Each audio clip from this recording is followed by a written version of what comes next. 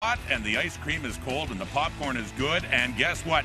Yeah, that jersey is still hot. Bombers could use some Stiegel power tonight against the Argos on Wendy's Friday Night Football.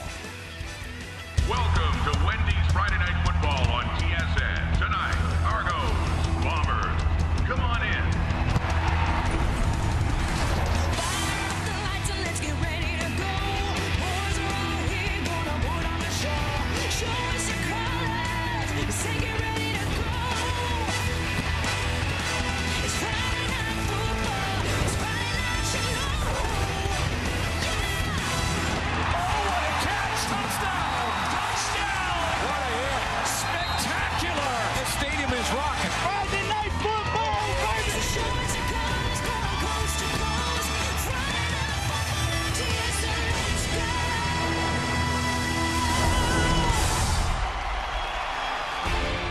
Backup quarterbacks are a big story this year, in large part because of this man, the leading passer in the CFL, Trevor Harris, impressively leading his Argonauts to a 4-2 start, tied for first in the East Division. And here's your story tonight. With Drew Willie out, injured last week, gone for up to 2 months, the Winnipeg offense is now in the hands of 26-year-old quarterback Robert Marv of Purdue, who makes his first ever pro start after showing flashes of promise in a very limited role, both this year, also last year as well, his first in the CFL. Welcome to Wendy's Friday Night Football as Week 8 continues with the Argos and the Bombers in Winnipeg. Here is the panel. There's 85. Loving seeing that his jersey's still popular back home, isn't it? That's all you see in the stands. there you go. They remember well. Matt Dunnigan and Chris Schultz as well on the panel tonight. You know, mentioning Drew Willie's injury, it's the 5th time this season that a team has lost a starting quarterback to a long-term injury. Now, that's the gloomy part. Really, the feel-good part of this is we've gotten to know some young players a lot better, like Rakeem Cato, like Trevor Harris, like Franklin in Edmonton, Brett Smith in Saskatchewan. What about Robert Marv? What are you expecting? Well, Rod, you know that saying, tough times don't last, but tough people do. The Winnipeg Blue Bombers are in some tough times. If Robert Marv does not shine as a quarterback, at least get the start to shine. Because over the next 6 weeks, that's the guy that's got to come through. Now, optimistic side, what an opportunity. This is fantastic. The book on Robert Marv, great athlete, but does he have the polished quarterback skills? It's going to be tough. Schultz, your first one out of the gate, you know, you got to play the game to learn the game, and I like his skill set. You know, I've been on that field with him several times, and he's got a cannon for an arm, and he's going to need some playmakers, you know, because Darvin Adams is out of the football game, and, you know, Nick Moore draws back in. That's huge. So you're going to have to rely on your veteran receivers, Nick Moore, Clarence Denmark, you know, to push the football down the field and get the running game going along with Cameron March. I think this is huge for a young quarterback to rely on veterans and get the running game going. That's exactly what Marv's going to have to do, Milton. We're talking about the guy on the other side. He's not only the talk of this game, but maybe the talk of the season. That's MOP right now, Trevor Harris. He's playing some great football. He's leading basically in every passing category. He's making people forget about Ricky Ray. What? Excellent ball. Trevor Harris is the man right now. Well, that's the story for another day when Ricky Ray is healthy and ready to go again. Be interesting to see the way Trevor Harris has been going. Robert Marv and the Winnipeg Blue Bombers getting set for his first start in the CFL. It is coming up. Thank you, Rod. It's Military Appreciation Night here as we get set for a Week 8 showdown at Investors Group Field between the 4-2 Argos and the 3-4 Blue Bombers. And making his first career CFL start here in his second year in the league, quarterback Robert Marv out of Purdue. Head coach Mike O'Shea says he's ready. And also deemed ready after a long wait, the 2012 Grey Cup MVP Chad Cackert, his first game since late in the 2013 season. Scott Milanovich's Argos posted a 4th comeback win last Saturday despite a season worst 19 penalties against Saskatchewan. And there's Mike O'Shea as the F-18s from Cold Lake give us a flyby to kick things off tonight. O'Shea's team has lost 3 of their last 4, 38-8 defeat on Sunday in Hamilton. So it's been a short week. New quarterback for the Bombers in their prep for a first meeting against Toronto. They won here at Investors Group Field against the Argos last year after the Argos had won 6 previous consecutive visits to Winnipeg. Ronnie Pepper has it on the tee. Troy Studemeyer is back. And away we go from Winnipeg. And it will be Stoudemire from his 11. Trying to get outside, and Brendan Galanders brings him down shy of the 25. You heard the boys in the studio talk about it. Robert Marv making his first career CFL start. He's going to need a little help from those around him. Matt Dunnigan mentioned the veterans. They get Nick Moore back in this lineup. He's been one of the most effective receivers in the league in terms of that completion percentage. Cameron Marshall steps in at running back. They're going to need him to produce, and looking for a big game out of Chris Greaves. He had lost his starting job at left guard. An injury to Patrick Neufeld gets him back in the starting lineup. Mentioned one short week, one practice, and not even a full one for Marv, as he hands it off, and a big hole up the middle for Cameron Marshall, dragged down by Devin Smith, but it's a 13-yard run on first down for Marshall. Nice job on the right side of that offensive line as we take a look at the Argo defense. The anchors in the middle, Euclid Cummings, 3 quarterback sacks lead the Argonauts. They get one of the league's best safeties back in Jermaine Gabriel. Brandon Isaac, a season high, 7 tackles last week. Each of their starting linebackers posted 7 stops a week ago against the Riders. First down, 2 backs, and right back to Marshall, taking the spot of Paris Cotton, who suffered a broken arm on Sunday in Hamilton. So it's Cameron Marshall with Darrell Scott in reserve for Robert Marv at running back tonight. Well, it's certainly a trying game when you lose your starting rusher, your starting receiver, and your starting passer all in the same game. You know you've got challenges offensively. But Robert Marv, a confident young man, believes he can make some things happen out here. First passing situation, Nick Moore in motion. 2nd and 9. Marv stands in, delivers, and has the former Argo, Julian Fioli-Gadino, for 15 on the first down. And Julian Fioli-Gadino is going right into the teeth of this Toronto Argonaut defense. Former 5th-round pick of the Argos back in 2011. Sure-handed receiver out of Laval hangs on. Robert Marv appreciates his guy going up and making a play for him. I was going to say short week, but Marv said yesterday this game couldn't come quick enough for him, and he's off to a decent start. From the pocket, second read, going to go deep. Moore was open, and he overthrows the intended target. Well, Robert Marv is getting pretty good protection from his offensive line and showing good patience. Little hitch on this one. Nick Moore is in that slot. The bottom of the screen, the defender, Travis Hawkins, gets caught up with him on that hitch move. Moore kind of turned him inside out, but slight overthrow there from the young quarterback. Missed shot, would have been a touchdown. Instead, 2nd and 10 from midfield. 4 receivers wide side. And pressure, and Marv steps up. This is what he does so well, and slides for first down. 3 ACL injuries in college, but still mobile, and that's kind of the X factor that the Argos are going to have to deal with. It certainly is, Chris, and it's one of the factors that led to head coach Mike O'Shea's decision to give Robert Marv the start, the feeling that this is a young man who has the ability to extend plays, and as you see here, extend drives.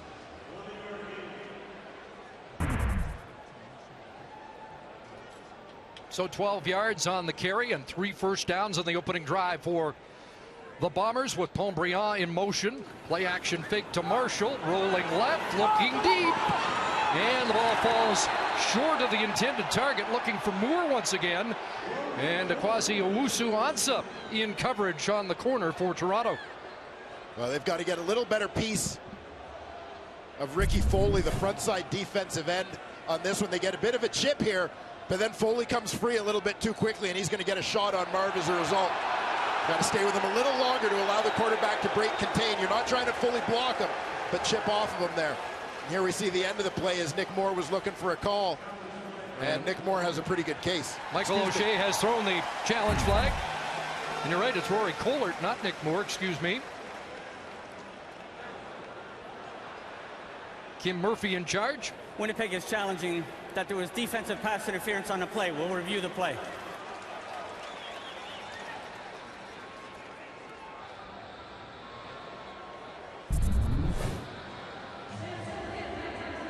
We see Rory Kohlert wide side, wide out. Usu-Ansah is going to pick him up deep. And he's kind of scrambling to recover as Kohler had a step on him and wouldn't allow the receiver to work back to the football. As we said, a pretty good argument here. Pretty good case for O'Shea and the Bombers. So we'll let the command center sort it out, and we will have a verdict when we return to Investors Group Field. Wendy's Friday Night Football brought to you by Wendy's Spicy Chicken Sandwich. Wendy's, now that's better.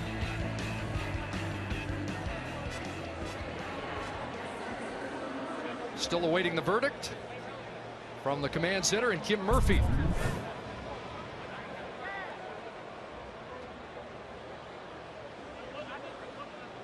To review, it's been determined by replay that we have pass interference on Toronto, number 9. The ball will be placed at the 10-yard line, automatic first down, Winnipeg. So a 33-yard penalty, and the ball down to the 10-yard line on the pass interference call by challenge. And Robert Marv making some things happen early on, stood in to take a hit on that one in order to make that throw down the sideline to Kohler. Spent some extra time after the practice yesterday, especially on the deep patterns with his receiving crew. Yeah, joking that he's the young guy driving the veterans nuts, trying to get in that extra work, but if it pays off, no one will be complaining. So first and goal from the 10 into the hands of Marshall, and he'll get tossed back after a short gain. Flag comes down around the goal line.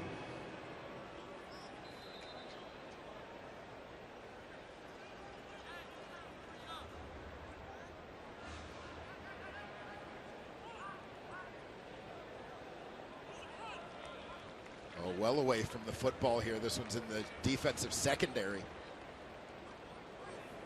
There's no infraction on the play for illegal contact, as it was a running play.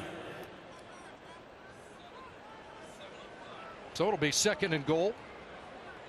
Marshall gets 2. He comes into the game 10th in rushing. Paris Cotton was 9th in yards from scrimmage in the CFL coming into this game.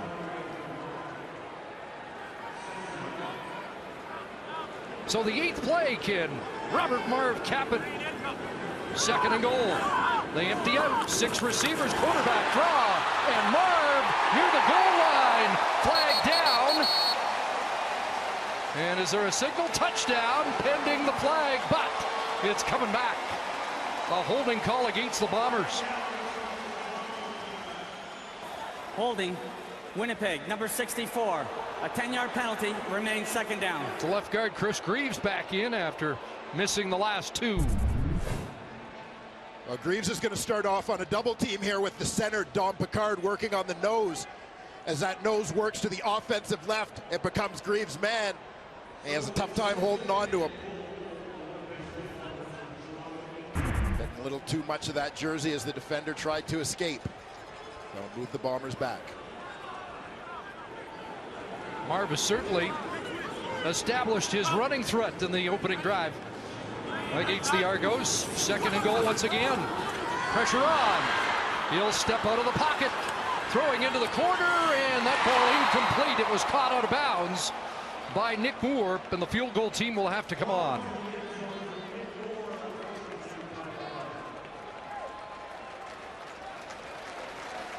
But the fans give Marv an ovation as he leaves, and he said he certainly feels the love, and we already knew there was a lot of support for Robert Marv even prior to this start. Yeah, and Robert Marv, there was a small sample to look at, but Robert Marv, somewhat electrifying in his limited duty in 2014. Now a little more mature, a little more experienced. Fans wanted to see what he could do. 25 yards out, Hyrulov puts it through, and it's 3 points on the opening drive for Marv and the Bombers. Trevor Harris gets set to lead the Argos out. He leads the Canadian Football League in passing yards and touchdown passes. Argos is brought to you by Nissan, official vehicle of the Canadian Football League.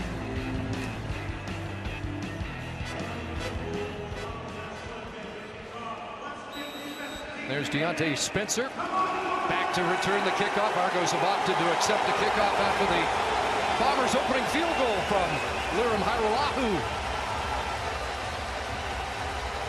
Both teams wanted to improve their starts tonight. Both have struggled in the first quarter and on opening drives. Here's the speedster Spencer. Up around the 30, and Trevor Harris will lead out the Argo offense. 3 consecutive 300-yard passing games. Trevor Harris seems to keep on ticking despite some changes to his receiving core.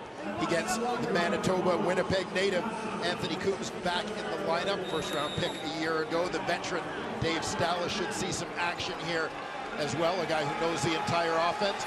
And Henry Josie, the University of Missouri product, in the lineup in place of an injured Brandon Whitaker at running back here tonight. No Chad Owens, no Kevin Elliott tonight. First down with a little toss here to Josie, and he's wrapped up immediately. Westerman with the tackle from the defensive end spot, and it's a loss of 2.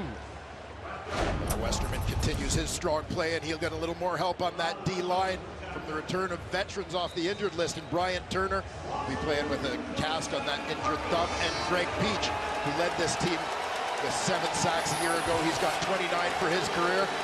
Bruce Johnson, Johnny Adams have been the ball hawks on the back end for the Winnipeg Blue Bombers. Josie starts. We expect Kackert to play every 3rd series. Harris on 2nd down, and that was up for grabs and incomplete through the hands of Johnny Adams on the corner. Had a shot at his 5th interception of the season. Yeah, a guy who from the first day he arrived at Winnipeg Blue Bombers training camp hasn't let too many of these escape his mitts. As you said, CC, 4 on the year in regular season games. Established himself as having a nose for the football right from the get-go in Bombers minicamp.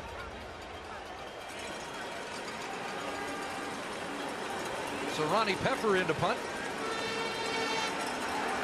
Studemeyer waits.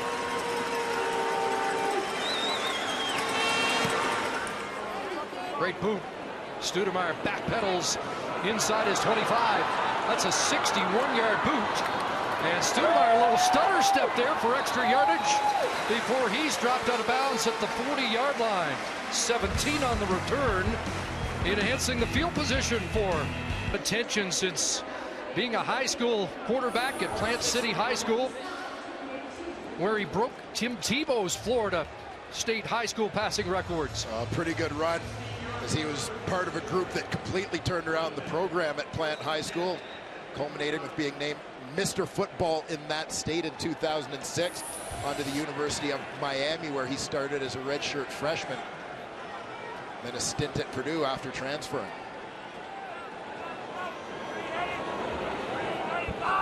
Start at the 39, and maybe a free play here.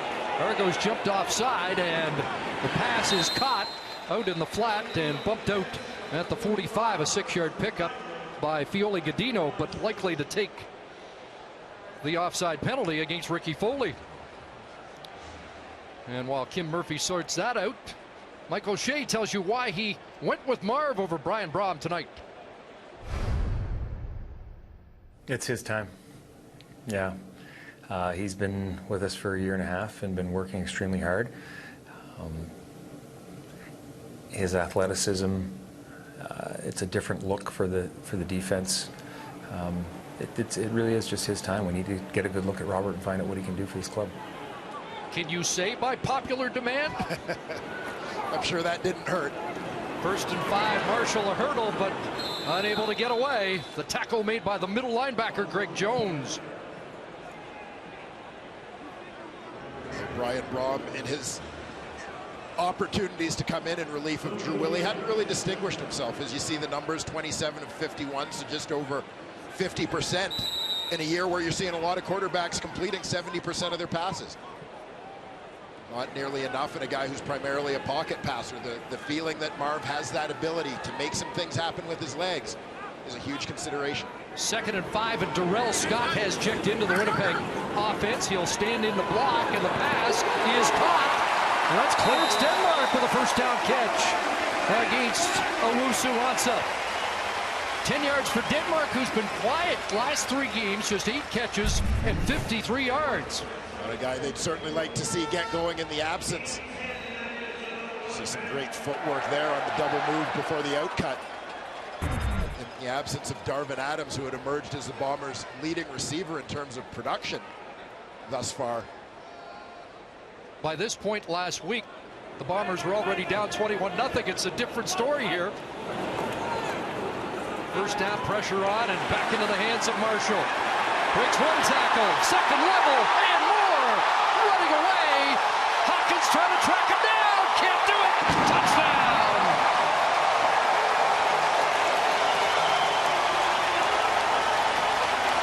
"56 yards and a Bomber touchdown."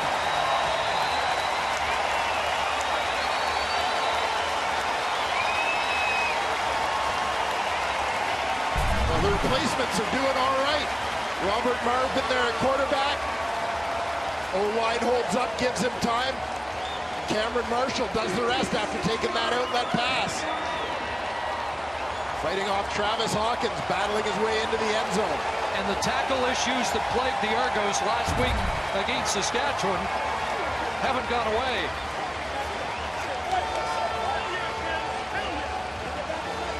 Fourth touchdown of the year for Marshall. And a team that had scored 3 first-quarter points in the last 3 games is a convert away from double digits here in the opening quarter against Toronto. But it's a miss by Hairulahu, who has had some trouble. It's Kenny Shaw back there, a newcomer, trying to run it out, but won't be able to extend the play any further. So it's 9-0 Bombers after the Marshall touchdown, but a Hairulahu miss. What's up, Mom? What's up, everybody back home? Grandma, man, Pops. First responsibility for Cameron Marshall is to check for the blitz. If he doesn't see that, we say it all the time, you got to get out early, provide your quarterback an outlet, and also help spread out that defense. Check. This guy's not coming, I'm out. He's off to the races. Got to love the second effort here, fighting off the attempted tackle by the DB, Travis Hawkins. And they suck Brandon Isaac right in there on the screen, the linebacker. He came late, so Marshall let him go. Well timed, well executed by that Bomber group. Just another day at the office for the quarterback. 4 plays, 71 yards and a touchdown. Cameron Marshall, number 2 in all-time touchdowns with the Sun Devils at Arizona State. Well, Robert Marv is getting the things he needed from those around him. Pretty good protection from his offensive line. And some other guys stepping up to make plays. See receivers with tough catches, particularly Fioli Godino early on in traffic. And a big after-the-catch effort there from the running back, Cameron Marshall. Also have to appreciate the game plan being provided by Marcel Belfay, mixing things up, getting the running back involved in the ball out of the quarterback's hands. Nothing new for the Argos to fall behind. Here comes Spencer on the return, crashing over the 30 to the 34. Well, we're going to take a look back at the extra point. Bomber kicker Liram Hairulahu was trying to make a case as he thought this one was good.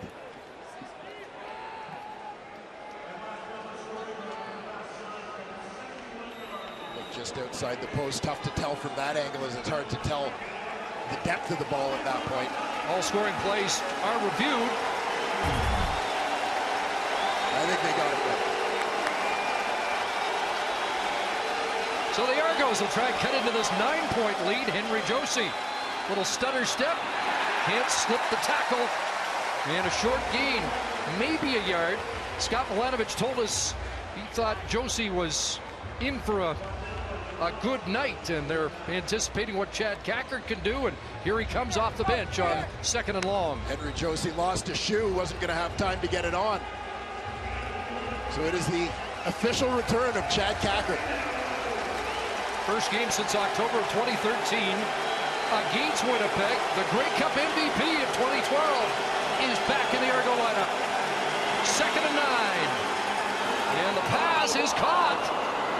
It's Hazelton up near midfield, and that one was almost going the other way, but Fidel Hazelton, who has touchdowns in the last 2, has a 23-yard pickup. Hazelton continuing to produce. The Argos have essentially remade their receiving core this season. Gamble there by DeMond Washington. Allows Hazelton some separation on the catch. Hazelton 7th coming into the week in receiving yards. That's his 31st catch. And a first down on the Bombers' side of half. A fake to Spencer, or excuse me, the reverse to Spencer after they fake to Cackard, and Spencer on his way, but a flag down back in the Argo backfield.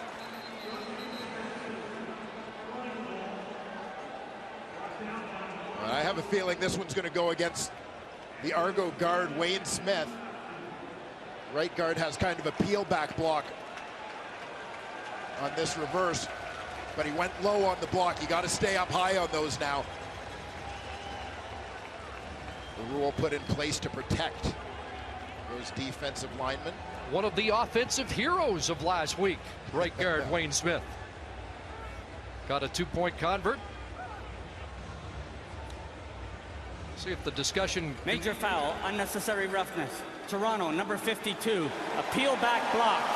After yards were gained. 15 yards will be applied from the point where the ball was held. First down, Toronto. Well, they're saying after yards were gained, so that must have been a late block. That's an interesting one, because here's Smith, the guard. He's going to block his guy, and then he's going to peel back for another block as the play comes around to Deontay Spencer. You'll see him go low. There's that block. And now turn, peel back as the defense comes in pursuit. But he goes low. The D lineman's fortunate to protect himself in that instance. Not sure how that block was after yards were gained. The Argos will take it. 12-yard gain, 15-yard penalty, a loss of 3. And here's Cackard, right side, and he's back. Chad Cackard with a good run off the right side. And the coach was really anxious to see Cackard back in the lineup. Said he'll take one that should be 5 yards, 50 here tonight. Got 9 on his first carry. Yeah, he said absolutely. All the speed is back. That explosive burst that was Chad Cackard's signature. It's taken a while, but he's got that back and seems more comfortable with the change of direction. That had all been part of the regaining that had been part of the recovery from that broken ankle a couple of years ago. 2nd and 2 back in Cackard's hands. He's got a first down and runs hard down to the 43. Well, we mentioned Grey Cup MVP 2012, and what a show he put on in the 100th Grey Cup game. 20 carries, 133 yards, and caught passes for 62, so 195 from scrimmage as the Argos won a convincing Grey Cup victory, and he was the MVP of the game. After the play, objectional conduct, Toronto number 21. 10-yard penalty, first down. Well, the Monday meeting about penalties that Scott Milanovic had with his team has not had the desired effect. Yeah, I was about to say the team that was penalized 19 times last week in their win over the Saskatchewan Roughriders. Head coach Scott Milanovic let them know that that was not acceptable, and that's why this one's earning Hazelton a seat on the bench. Already 4 penalties, 63 yards against the Argos. 1st and 10. Harris steps up and down to the Winnipeg 48, has 5. 20th carry of the year for Harris, who has 81 rushing yards. He can take off, probably not as often or with the same effect as Robert Marv. Yeah, he'll pick his spots. A guy who's primarily a pocket passer. He's going to make most of his throws from there, stay within the offense. Argos' 2nd highest scoring team, number 2 in yards. Number 1 passing team trying to convert here, and Spencer's got the catch. Went down low. Great debut by Spencer. 5 catches, 94, and a touchdown. The best numbers by a receiver in his first game ever for Scott Milanovic. Yeah, terrific debut for Spencer, and a guy who's going to get plenty of opportunities. He's playing in the spot in that receiving core normally occupied by Chad Owens, so it's a significant role within the Milanovic-Marcus Brady offense. By the way, Kenny Shaw, another newcomer, is in place of Hazelton, who's on the bench. 1st and 10, short drop. Harris guns it in, and there's Dave Stala, who has been such a great reliever for the Argos. That's his 8th catch. Came in last week for Kevin Elliott and made an immediate impact. And gets a little bit of help here on a subtle little thing from another Canadian. You've got Stala, who's going to come here and sit, but important for Anthony Coombs to get that flat. You hear me talk all the time about the importance of backs getting out for spacing. That pulls the defender out to open up the window for Stala inside. Kenny Shaw, one of the receivers in motion, and the handoff straight ahead. Cackert runs into a wall and gets shoved back. Back from a broken ankle, hamstring injury, knee injury, and it looked like his career was over. And he joked with us yesterday about a chat he had with Brandon Whitaker early on in the season, just about overcoming injury and getting back, and Whitaker's a guy who's been through it. Cackert feeling a little tentative, and Whitaker told him, you just got to get back in there and get through a couple of plays. Cackert says, well, I got a couple plays.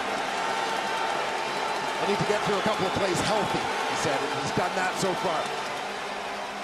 First down, Harris looked downfield and now drops it off. Cackert loose down the sideline. Did he step out? Yes, he did. They're going to mark him out at the 16-yard line, but there's the extra dimension Chad Cackert brings. Yeah, Cackert looks like he really hasn't lost a thing.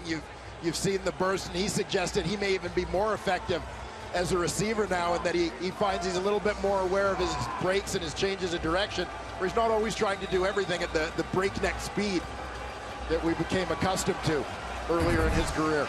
Now, he was a strength and conditioning coach with the Argos, so is this a promotion or a demotion? Back into the lineup. Argos #1 in the red zone. First down, right back to Cackert. Little stutter step and down to the 5. Another first down for 44. Wrestled down by DeMond Washington. Well, the biggest challenge for Chad Cackert right now is going to be that conditioning, as he's getting a pretty good run in here as the Argos feature back. Going to mark him just short, which might be an advantage for the Argos. Get an extra play down here in the red zone. Now the yardsticks come out to confirm, as Adrian McPherson has checked in. That's a first down. And it is a first down, so McPherson will head back, and the short yardage team is not needed. It does look like Cackert's trying to get his breath on a sweltering hot August night. Yeah, you can do all the running and lifting and flipping tires and everything else you want, but the only way to get in shape to play football is by playing football. Especially in 33-degree sauna-like conditions. So it is first and goal. Shaw hits the line. Harris with the throw. Caught. Touchdown.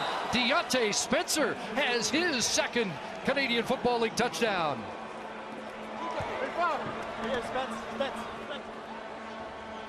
And the hot start for Deontay Spencer continues. Watch on the right side.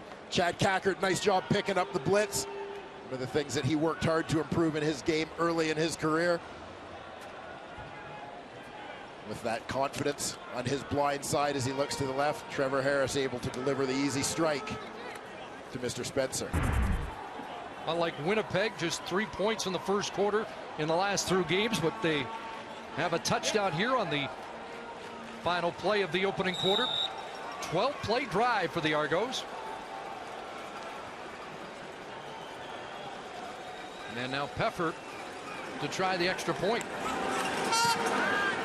Peffer puts this through, and it's a 2-point Winnipeg lead. So a hot start for the Bombers on a hot summer night in the Manitoba capital. Cameron Marshall with a big play. And then the Argos respond. Trevor Harris with his 50th touchdown pass of the year. To his injury-plagued team, and I think we saw that in the opening 15 minutes. Yeah, no question to that. Provided a little bit of a spark. You could see some of the swagger that's been talked about with Robert Marv, just a level of confidence, level of efficiency. But as you said, the big thing is that energy, that boost that he seemed to give, a little bit of excitement. Good first quarter. Argos respond with a 12-play, 77-yard touchdown drive, and we might hear a little bit from Deontay Spencer. This season, the way he has played in his first 5 CFL quarters. But you got to give a lot of credit to Jim Barker and that scouting staff. When you look at the way that they have overhauled that receiving corps, number of first-year players, and the depth of that group being tested early on this season. Without Elliott and with Hazelton benched during the drive, Stoudemire on the return. Good one. And he'll crash over the 40-yard line. We talked to Robert Marv about a short week prepping for the Argos. I think the biggest thing is the veterans kind of putting their arms around me a little bit, you know, and talking, and then having a little bit of game experience, showing the difference in between practice and the games, and the speed picks up. So I'm looking forward to it. Like I said, I'm going to be leaning on the other guys with Denny and Nick Moore and the rest of the receiver corps, and then the offensive line. It's been great communication all week. I think I sound like the rookie a little bit. I'm like, hey, man, watch out for zero, or watch the leverage. He's like, man, we've been doing this for 6-7 years. We hear you. I'm like, okay, well, I'm going to keep talking. Back in the hands of Cameron Marshall. He's off to a good start running downhill in this game, his first start. Robert Marv also well known for another reason, son of NFL great Eugene Marv, 11 years, 156 games at linebacker in the National Football League. Yeah, I remember him well from his days with the Buffalo Bills, a third-round pick back in 1982 at Saginaw Valley State University. And what a birthday present to see your son get his first pro start.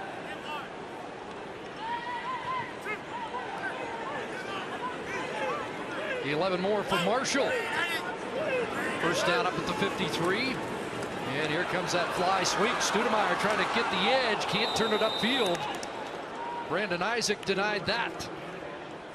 Yeah, nice force there by Brandon Isaac to get upfield.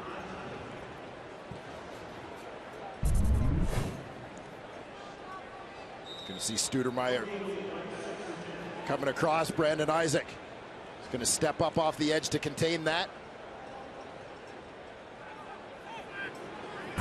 Make sure you get as deep as the ball carried and force him to turn it up. So passing situation, Argos show pressure off the edge. Ball just away, incomplete, intended for Fiole Godino. Off the edge, pressure on Marv, and a holding call against Winnipeg that will be declined. A.J. Jefferson and the corner blitz put on the pressure. Illegal block, hands to the face. Winnipeg, number 68. Penalty is declined, be third down.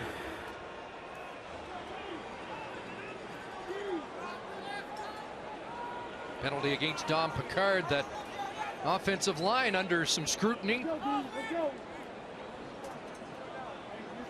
after giving up 7 quarterback sacks and the injury to Drew Willie last Sunday. Spencer back awaiting at his 10.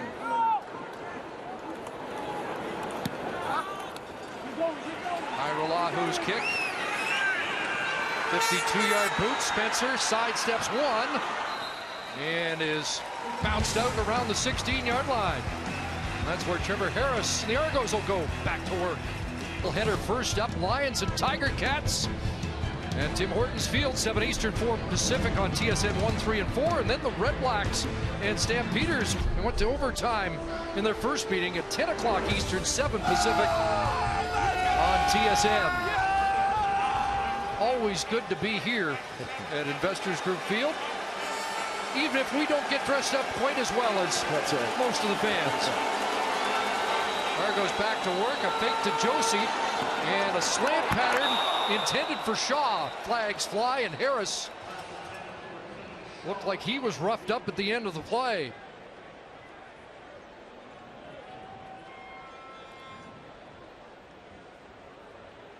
And both penalties against the Bombers. You may get a late hit here on Jamal Westerman, who kind of dropped the shoulder. Illegal contact on a receiver. Winnipeg number 7. Major foul, unnecessary roughness. Roughing the passer, Winnipeg 55. 25 yards, automatic first down.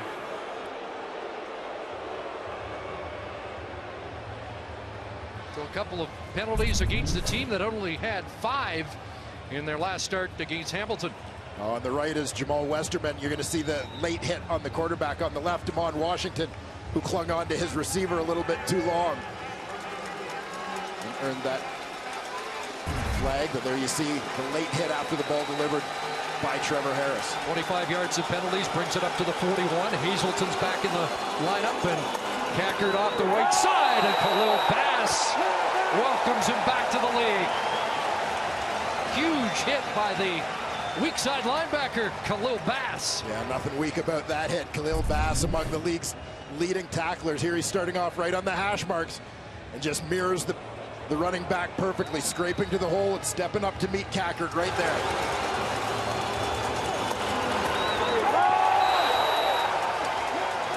Fifth in tackles coming into the game, Khalil Bass. 2nd and 8. Argos were 4 for 4 on second down conversions on their touchdown drive. Here's the former Manitoba Bison, Anthony Coombs, denied a first down as he's brought down quickly at the 48, 3 yards short of the first down. Yeah, Anthony Coombs, a guy who amassed over 1,500 yards from scrimmage and 11 touchdowns in his senior season. Playing here at Investors Group Field with the Bisons, but a few yards short on that one. Studemeyer waits at the 15. Peppers average 42.5 yards, replacing Swayze Waters, who could be back for the Argos' next game against Ottawa. Wobbly kick, and it bounces backwards inside the 30. Just a 29-yard punt, and there'll be a no yards call. There's also a flag back near the original line of scrimmage. And will this be roughing the kicker? And you can hear the reaction of the Bomber faithful as that flag was thrown as a Blue Bomber player. I believe it was Mo Leggett that contacted Peffer.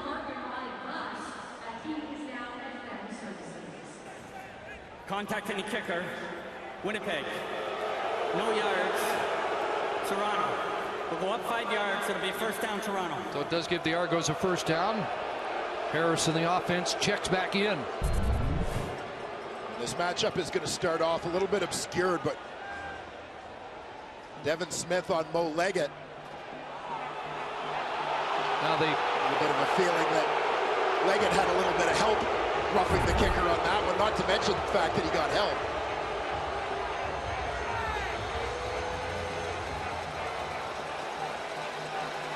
So the fans show their displeasure with the call. Fresh set of downs for the Argos near midfield. Here comes the heat. Harris dumps it off and overshoots the target, Coombs, who was open over the middle. And the pressure on that one just led to the inaccuracy of the throw. Trevor Harris floated a little bit. Harris 4 for 8 out of the gate tonight. He's been over 70% in 5 of 6 starts and over 75% in 4 of his game starts. Another second and long. 3-man rush. Harris going to take a shot. Wants Hazelton, and it's a couple of strides too long. And the punt team will come back on, out onto the field. That throw really was a case of Harris demonstrating the confidence he has in his receivers, just trying to take a shot and let Hazelton go up and get it. He was well covered on the play. Absolutely no separation there for the receiver.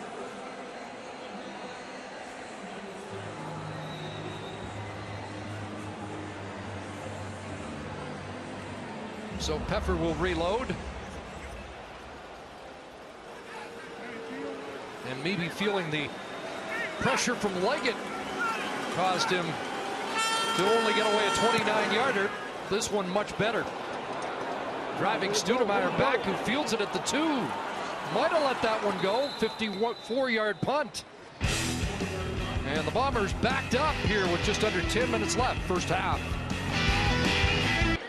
Leaning on the crutch in the Bombers spotter's booth behind Buck Pierce is Drew Willie, who's out for at least the next 6 to 8 weeks with more. Here's Sarah Orlesky. Well, Chris, a number of significant injuries for the Bombers last week. Obviously, none of them bigger, though, than Drew Willie. He is currently wearing a knee brace and on crutches, not able to put any weight on his right leg. He suffered a partial tear of his PCL as well as a fracture of the tibial plateau. Now, he's on crutches for at least the next 2 to 3 weeks. They expect him to be out a minimum of 8 weeks. He will be reassessed by the medical staff after week 4, and they will see how he is at that point. But a huge blow for this Bombers team. And without Drew Willie in the lineup this season, prior to tonight, Winnipeg had been outscored 77-19. Yeah, I mean, Drew Willie's importance, you can't possibly be overstated. Front and center, everything goes through this guy. He's been terrific when he's been healthy this year. Just caught in the air, hyperextended his knee upon landing as he was tackled by the Ticats' Eric Harris. 2nd and 10 for Marv. On a roll right side, and throwing on the run, pass for Moore, incomplete. And a quick close there by Owusu Ansah, no flag. Well, this is a little bit of a risky throw from Marv on that one, particularly given the field position. Here you see the numbers with and without Drew Willie. Needless to say, life without Drew hasn't been kind to the blue and gold. And the first option after Willie had been Brian Braun. Perhaps another reason it was Marv's turn tonight. Short boot up around the 50 after the first 2 and out of the night for the Bombers. And the Argos will take over in Winnipeg territory. Van Zyl with the social note of the evening.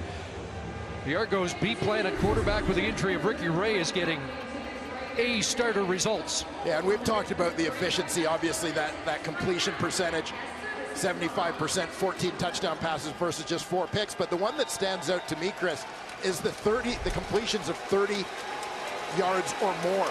You get the impression with the completion percentage, it's going to be all short passes. They've made some big plays. Here's Henry Josie, and he hasn't been able to get going. Greg Peach is back in the Bomber defense, coming off an injury and a tackle for a loss there by the 7-year veteran.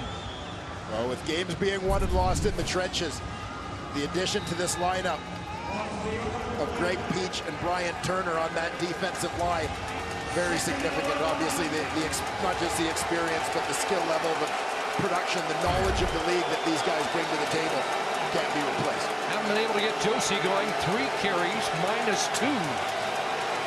And a 2nd and 11. Harris throwing, he's got Stala open, and he is dropped at the 40-yard line. Be close to a first down. And Dave Stala trying to help the officials out. Looks like he has enough. Rolled over on the defender, and that gave him the extra yardage he needed. Yeah, you have to appreciate the awareness of Dave Stala here as the defender goes underneath them. He's still got his feet on the ground. You see the feet driving to push and get him that first down yardage. Good heads-up play by a guy who's known for being a pretty smart football player. Came in for Kevin Elliott last week. Trevor Harris told us yesterday, I didn't know he knew the wide position. He made an immediate impact with a few catches right off the hop. Harris over the middle. He's got Hazelton.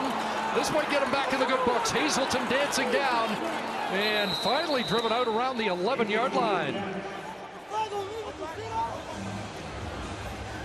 Started at USC, transferred after an injury to Cincinnati, where he played briefly with Zach Collaros.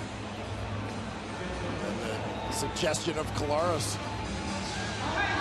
could well be the reason he ended up on the Toronto Argonauts neg list. And the Double Blue were certainly thrilled to have number 21 on board here in 2015. 27 for Hazelton, who I'm betting won't commit another penalty in this game after sitting down for a series. Harris steps up and look for Hazelton. Little contact there as he was tightly watched on the play.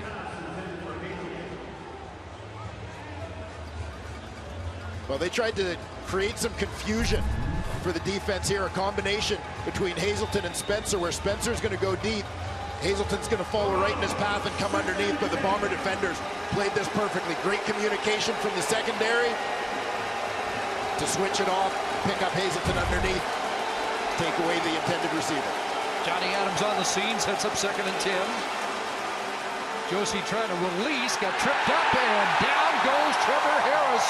Jamal Westerman, who had a pair in Hamilton, now has tied for the league lead with his 6th sack. I love the addition to the lineup of Jamal Westerman out wide, working against the tackle Van Zyl. Twists inside. Runs right over top of the quarterback. But for a team that's been a little bit challenged in terms of building its Canadian talent base over the last few years, a smart free agent signing with last year's rule changes that granted Westerman national or Canadian status. Good pickup for the Bombers. Pepper on to it. Try and give the Argos the lead. He does just that with a 30-yard field goal. So the Argos have erased an early 9-point Bomber advantage. Westerman loop all the way to the inside on this one. Twist with Bryant Turner. Frees up the D end for his 6th sack of the season. We're getting to some pretty lofty company in CFL circles with Charleston Hughes and Marcus Howard atop the league. Last few weeks, the sack total starting to go up right across the board. Edmonton doing some damage last week, and Argos had their best sack game last week against Saskatchewan with 6. What high school was Westerman at? Notre Dame in Brampton. That's right. Teammate of Jerome Messam at Notre Dame. Preceded teams that included his brother, obviously, Jabbar, and Kalanji Kashama. And the Kashamas, a little bit of a factory there. I was going to say, between the Westerman family and the Kashama family, put 7 kids in the CFL. Not too bad. Thought I'd get an Peel County reference because no, that's our bond. The Brampton-Mississauga corridor. And you were mentioning Westerman once was property of the Argos. Yes. Guy who was born in the States, originally considered an import, was on the Argos neg list. Short kick, this one fielded quickly by Darrell Scott to avoid what happened last week in Hamilton when a Hamilton kickoff was misplayed by the Bombers and recovered by the Ticats.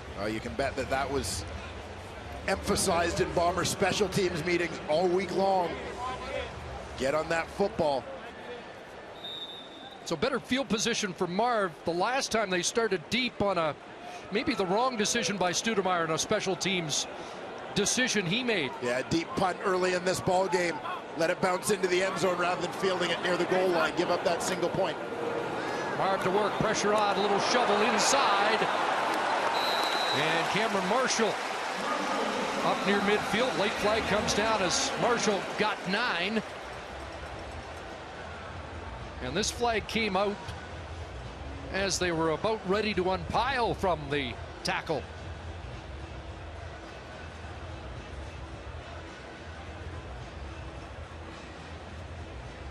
There's no infraction on the play, as it was determined to be a screen pass. 2nd down. Well, another good play call given the situation. As a coach, as an offensive coordinator, in this case Marcel Belfait, your job is to put your guys in a position to succeed. You've got a young quarterback. You run plays like that, include your screen draw package, get the backs involved to take the heat off. 2nd and 1. Oh, Marv got crushed into the wall, and he'll lose yards. Euclid Cummings shot the gap in a big way. Well, the combination of 2 guys in the middle of that defense. You see the linebacker Greg Jones standing up, and hidden in behind him is Euclid Cummings. Jones goes over the top, and Cummings makes himself as skinny as a 280-pound man can shoot through that gap. get his hands on the quarterback. A little surprised that the sticks come out. It looked like he lost yards, but apparently that's not the case. And they give the Bombers a first down. I'm not sure how that's possible. Guess they had a different angle than we did. Wow. Let's take a look at the angle we had. Is there any? Absolutely stopped in his tracks. The Bombers will take it. They've got a first down at the 54. Marv steps up out of the pocket, got away from the initial pressure and runs for what should be another first down. He had all the linebackers in pursuit. Greg Jones, Juracek, and Brandon Isaac. This is one of the things that the Bombers liked about Robert Marv, even going back to last year, was he's a guy who is different than their other quarterbacks. We've seen Drew Willie scramble at times, but that's not first and foremost. Dad likes it. Not sure if that was joy or a bit of a sigh of relief as his son was running for his life. Does wear a brace on a knee that has been reconstructed. First down carry, and they've been able to establish something on the ground. Greg Jones drags down Marshall, but another 7-yard carry on first down for Marshall, who has 34 on the ground. Yeah, I love the production out of Cameron Marshall early in this ball game. You heard Matt Dunnigan say he was going to be a key to allowing Robert Marv to be successful, taking pressure off with the involvement of the running back, both in the ground game and that short passing game. Only 38 rushing yards in the last 3 games for Marshall, so he is on a roll, and it's 2nd and 3. Right back to him. First contact, slides forward. Boy, a good collision there, though. And a little slow to get up is Darryl Wadd, the rookie defensive tackle out of Western. A pretty good matchup between a couple of young guys. Early picks in this year's draft, Darryl Wadd and Suk Chung going head-to-head. Chung has started every game at right guard thus far for the Bombers, and Wadd seeing more and more time in that D-line rotation. Number 2 pick against the number 15 selection. Saw these guys butt heads a couple times at the CFL Combine as well. So it is 3rd and 2, and Irolahu out for a 45-yard attempt. Trying to regain the lead for the Bombers, and puts that through.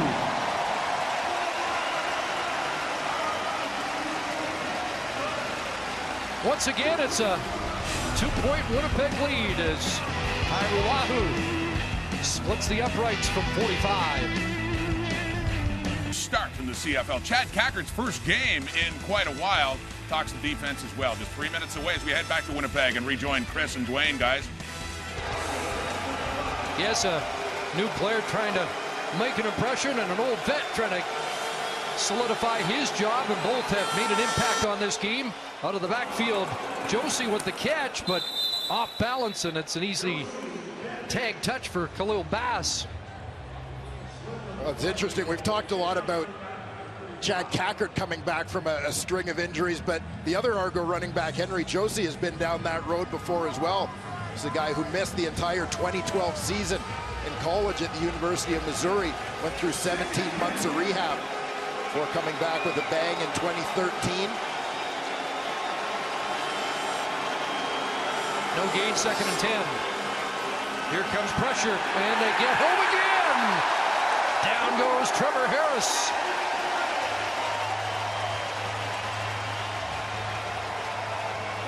And they have a meeting at the quarterback. Westerman part of it. Not sure if he'll get credit for the sack. Westerman and middle linebacker Sam Hurl, as we've talked about, the Bombers setting out to upgrade that base of Canadian talent. There's a couple guys they added as free agents working together on the twist. Hurl comes free. Westerman overpowers the back in protection. And he's willing to share the credit on that one. Looking for Sam Hurl. Will give him his 2nd sack of the season. A product of Centennial High School in Calgary, the former UFC Dino. Pepper's boot hangs up and is fielded at the 46, and good downfield tackle. Ball popped loose, but the Bombers are able to get back on it.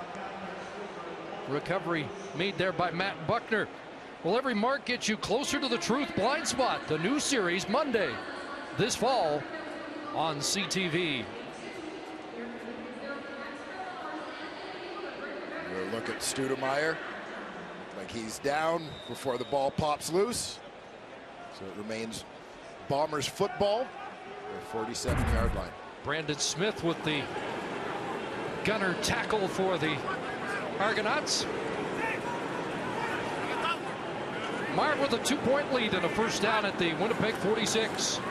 Four-man rush, stood in, gets it to Moore. And Nick Moore back into Argo territory. Greg Jones the tackle. But Moore has a Winnipeg first down. And you're going to see Nick Moore as the number 3 receiver. Argos are in zone defense. Linebacker Brandon Isaac drops, and he sees this one the whole way and reacts to it as the ball's in the air, but just misses the tackle off the mark, allowing Moore to pick up a couple extra yaks. First down 51, and the out is thrown too high for the newcomer to the lineup. They're awfully excited about 21-year-old speedster Jomo Gordon. Yeah, Gordon out of Bethune-Cookman University. The young Bomber, he's a guy who played as a true freshman in college but has a late birthday, so yet to celebrate his 22nd birthday. And from all reports about his speed, well deserving of the nickname Flash Gordon. 2nd and 10. Gabriel, safety blitz. Marv stands in, throws complete. But the Argos have the play well covered. Devin Smith and Akwasi Owusu-Ansah were there to make sure Clarence Denmark didn't get to the first down stick. Well, one of the first things first comments you'll get from people about quarterback Robert Marv has to do with his confidence. Very confident young man. You see it in some of the throws that he's made with absolutely no hesitation in this ball game, trying to thread the ball into some pretty small windows, but doing it effectively. Speaking of hesitation, a slight one from Mike O'Shea, but the coach has sent the field goal unit on to attempt a 52-yarder. This would match a season high for Hairolahu. Just hit from 45.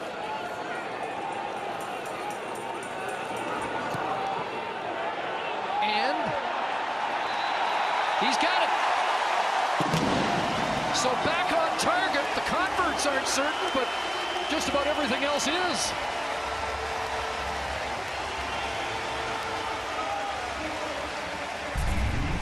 Hairolahu, Bombers' top special teams player last year as he arrived on the scene with a bang. Puts that one through cleanly from 52.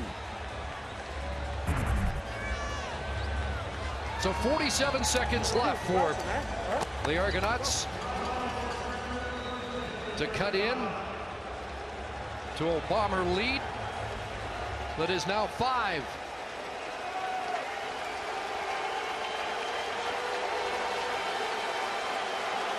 Early and backfield off the left side.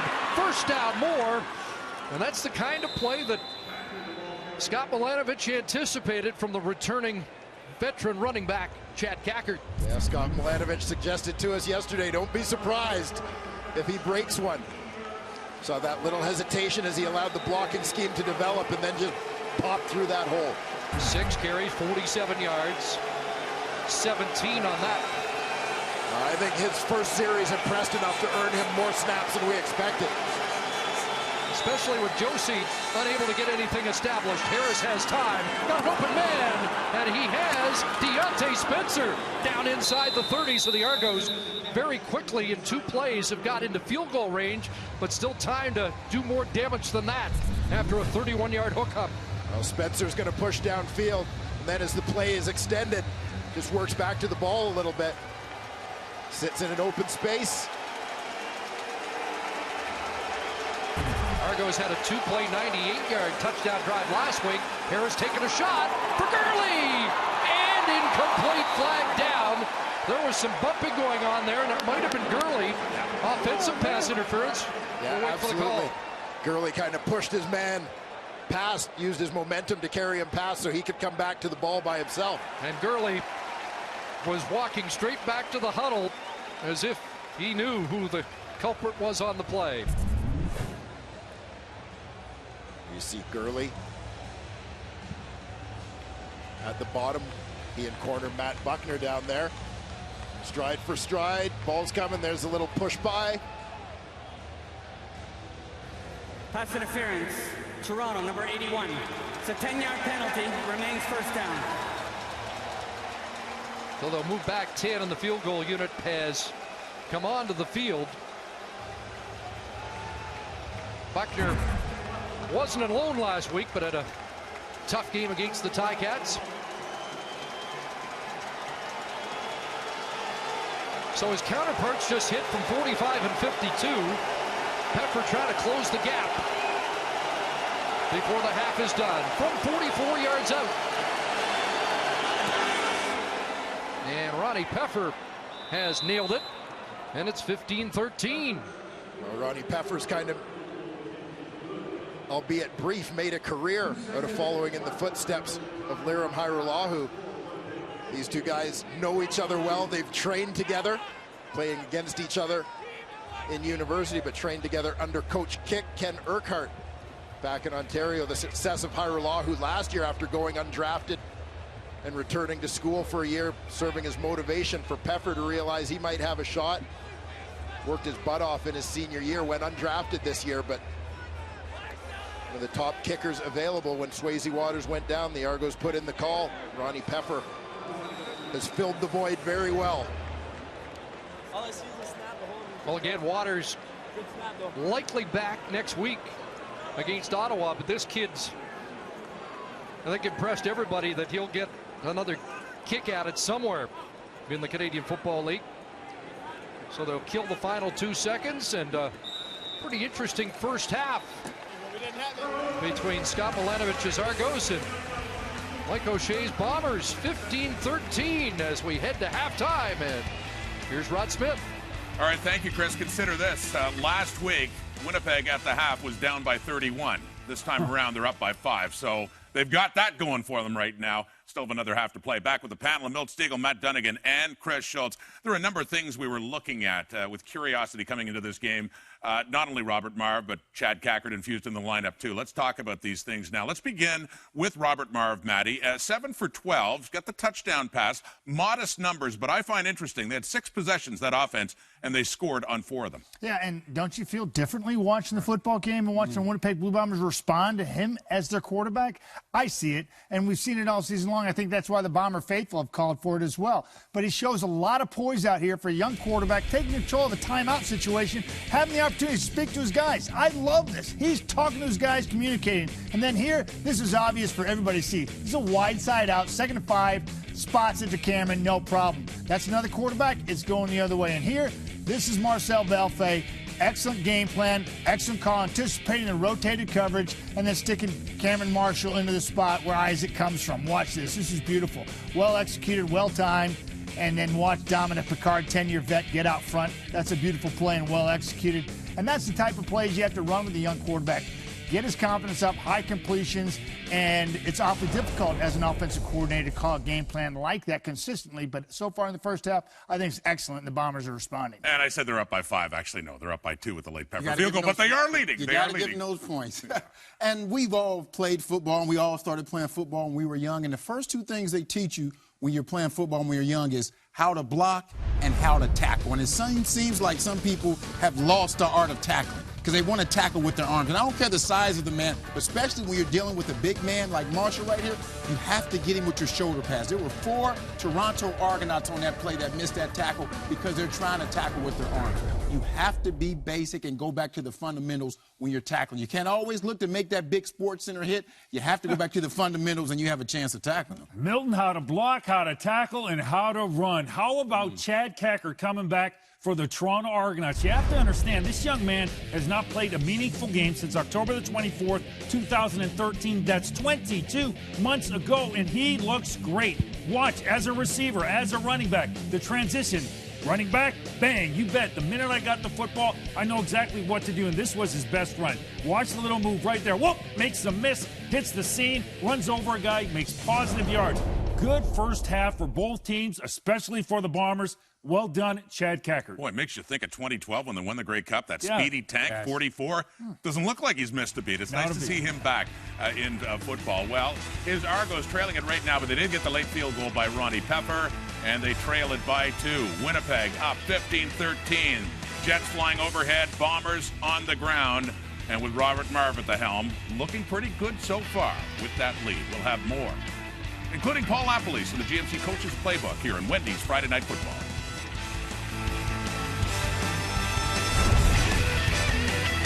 Chicken sandwich, Wendy's.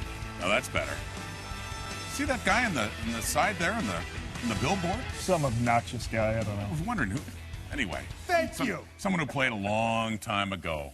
85. Back with one of his former coaches, Paul Lapalisse, the GMC Coaches Playbook. We're going to talk about the Bombers now. The Argos had one really impressive drive featuring Chad Cackert in his return, but for the most part, that Winnipeg D is doing its job. Talked to Richie Hall last week before their game against Hamilton, and he said, hey, we're a new group, new staff. We've got to get better each week, and that's what we're trying to do. Last week, they didn't have great opportunities. This week, I think they're doing a good job. They're stopping the run early on. They're 8th in the CFL right now, stopping the run, but I think, they've held them to 61 yards rushing, like you said, Rob, just that one drive, but they're flying around to the ball. Watch Khalil Bass here take a shot on Chad Cackert. Okay, and again, 2 sacks. They put a twist here. Jamel Westerman gets a twist on the sack, and then now Sam Hurl comes in to get this sack. So again, this is a defensive unit that is a work in progress. They're a young unit, but they're keeping a very good Toronto Argonaut offense off the field, giving Robert Marv opportunities with football. And how about Cackert? And really some veteran presence back in that Argo lineup. Yeah, as this game started, I thought about a couple of things, and the fact that they have Dave Stala, Chad Cackert, and Brandon Whitaker. Those are 3 veteran football players. And when this season started, this was a very young football team. I'm sure that veteran presence is going to help them down the stretch. Paul Lapalisse, the GMC Coaches Playbook. Other news in the Canadian Football League today. This was just before kickoff of this game. Michael Sam is done in the CFL with the Montreal Alouettes. He has left the team and the league. Tweeting out this, the last 12 months have been very difficult for me, to the point where I became concerned with my mental health. Because of this, I'm going to step away from the game at this time. I thank the Alouettes for this opportunity and hope to be back on the field soon. Thank you for all your understanding and support. So I say he is done.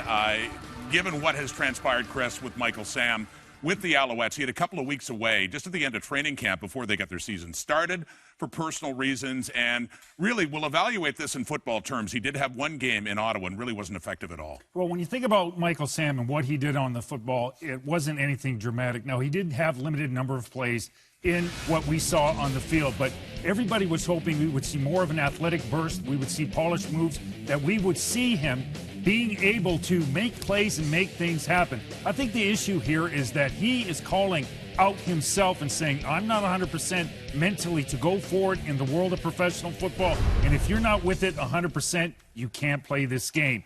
Michael Sams, it's the best thing for you if you're not into it 100%. Absolutely, Schultz. Football in those locker rooms, it allows for a lot of different cultures, a lot of different people come together, personalities, and it's very accepting. But if you're not the best player and you're playing on the football field and you find yourself there playing during games, it can cause problems. Yes. And I think we all kind of sense some problems with Montreal, and I think the residual effects are continuing to be there. But best players play, and we hope that Michael Sams is going to be fine, and we wish him success. But the Montreal Alouettes can now get on to playing football without this, I think, is a distraction in the locker room, because I think a lot of players felt like he didn't meet on the football field. And, when best players play, Milt, and that's what it's about. And when it doesn't happen, you got problems that way. Well, he definitely wasn't the better players based on what we saw. We've heard what he did in practice when he was there first in training camp, and also the game we saw him playing. But we're talking about mental illness now, where he needs to get some help. If it was a physical ailment, you know, you have doctors, you have trainers there, but we're talking about something mental now. So we have to make sure, and we're wishing him the best, that he gets the help that he needs to possibly come back and play one day in the CFL, because we would love to see what he could do with a full training camp and maybe some preseason games. So, but he needs to get the help. Well, once again, and yes, absolutely, we wish him all the best. He did say it was a mental health issue, and he didn't close the door in the future. For trying pro football in the CFL again. Right now in this game at the half, it is the Bombers leading the Argos 15-13. We'll have more, including the stats, coming up. The Argos by 2. Here's Matty with the stats. It's great to see Chad Cackert having success in the first half. Well done. I'd like to see Cameron Marshall get the ball more, balance that attack. And right here, this is a little concerning for me. Robert Marv is a very athletic quarterback. Got to change the launching point. Can't let Toronto zero in on him. That's going to cause that football team gain advantage big time. Change the launching point for the young kid. As it stands for Marshall, 61% of Winnipeg's net offense. Here he is with Sarah Orleski. Cameron, a new quarterback out there starting tonight in Robert Marv. What is the biggest difference you've noticed with him at the helm as opposed to Drew Willie? I mean, Marv's doing a great job. He's picking up right where Drew left off. So he plays like Marv. You know, that's the biggest difference.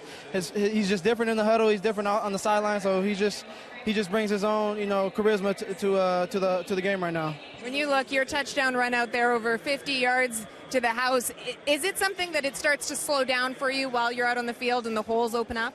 Definitely. You start to see the game in slow motion once you start to get in the groove of it a little bit. You start to see where the holes are hidden and where they're not hidden. So, and good communication with the O-line. They're doing a great job, so that always helps too. Thanks, Cameron. Thank you. Cameron Marshall carrying the load with the injury to Paris Cotton last week in Hamilton. And Robert Marv got a touchdown pass. Trevor Harris has one too. Deontay Spencer. Argos trailing by 2.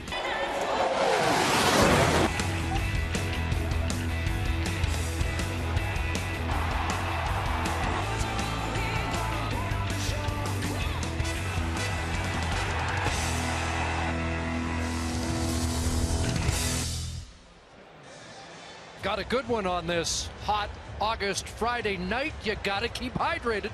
15-13 Bombers as we head down to Sarah Orleski with Chad Cackert.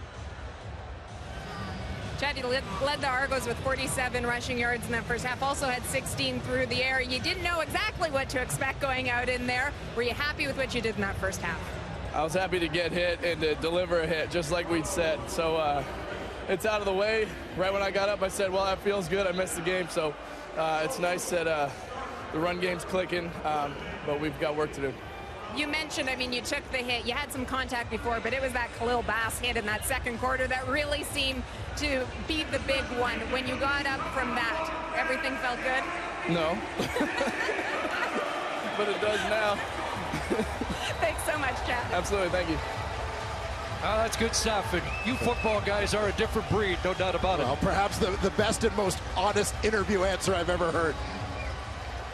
So here we go, second half. The Argos have not trailed or not led at the half in any game this year. Trailing 15-13 here. Kenny Shaw finally goes down just across the 20-yard line. Finished off by Garrett Wagner. But they've been a second half team for Scott Milanovich this season. Well, they sure have. It all sort of balances out. Minus 49 in that first half, plus 48 in the second half. The Argos coming out ahead in terms of wins and losses. So I guess as the saying goes, it doesn't matter how you start, it matters how you finish.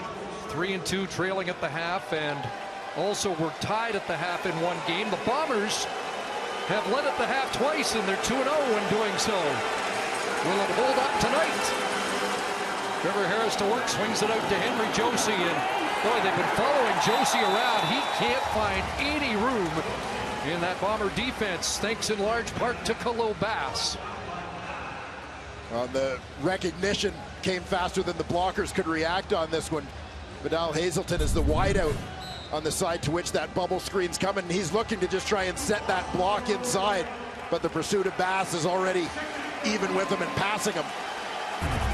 You know, unable to provide any help for Henry Josie. Westerman on the scene as well, a loss of 5, second and 15. Play action fake. Harris on a roll and gets it out in the flat, complete. Natea Jay has his first catch of the night, but it will be short of a first down. I thought Harris may even have had a better shot, I thought, on the shorter route.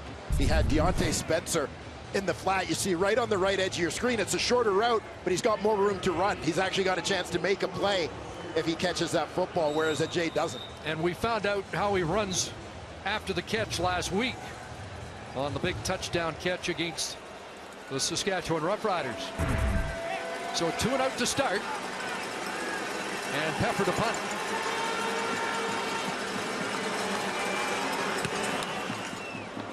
Good boot, launching that, and Stoudemire all the way back to his 20. And he's not going anywhere. Terrific downhill cover by the Argos, led by Devin Smith after a 62-yard punt. As Robert Marv gets ready to go to work, looking for a repeat of his first half performance.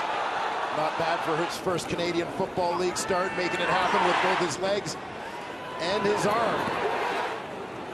Putting his team in a pretty good position after 30 minutes. Came in relief last year, late in the season against Calgary. Tossed his first CFL touchdown pass in that game. He has one connection for a major score here tonight. Second half starts with a handoff to Marshall, and this time Euclid Cummings shuts the door quickly. Well, you have to believe a big part of the discussion with Casey Crehan and that defensive unit at halftime had to do with eliminating the impact of Cameron Marshall. You heard the number, 61% of the Winnipeg Blue Bombers offense in the first half came via their running back.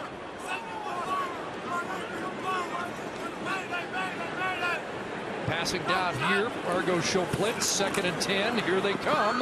Marv steps up but won't get away. Tossed down by Cleon Lang, who has his 3rd sack of the year. So both teams open the second half with 2 outs. Well, the Bombers do a decent job picking up the blitz, but it's Cleon Lang from his D tackle spot. It's ultimately just by keeping the motor running, the guy who's going to get there. 3rd sack of the game for the Argos, the 26th sack surrendered by the Bombers, which is the most allowed in the league. Ira who's boot. A.J. Jefferson the return. 47-yard kick, and Jefferson across midfield. Once again, it's Wagner with the tackle. Good field position as Cleon Lang flexes after a sack that helped give the Argos great field position on their upcoming series. Run for over 53 yards in each of the last 4 games. Chad Cackert ripped off 47 yards rushing, 16 yards receiving in the first half. Yeah, Chad Cackert with what can thus far at least be labeled as a triumphant return to the Canadian Football League, providing exactly the sort of spark for this Argo offense that he did back in 2012. Argos start the Bomber 53, and Cackert off the right side. Another good run for Cackert down to the 46. Close to 6. And Scott Milanovich ecstatic to have Chad Cackert back.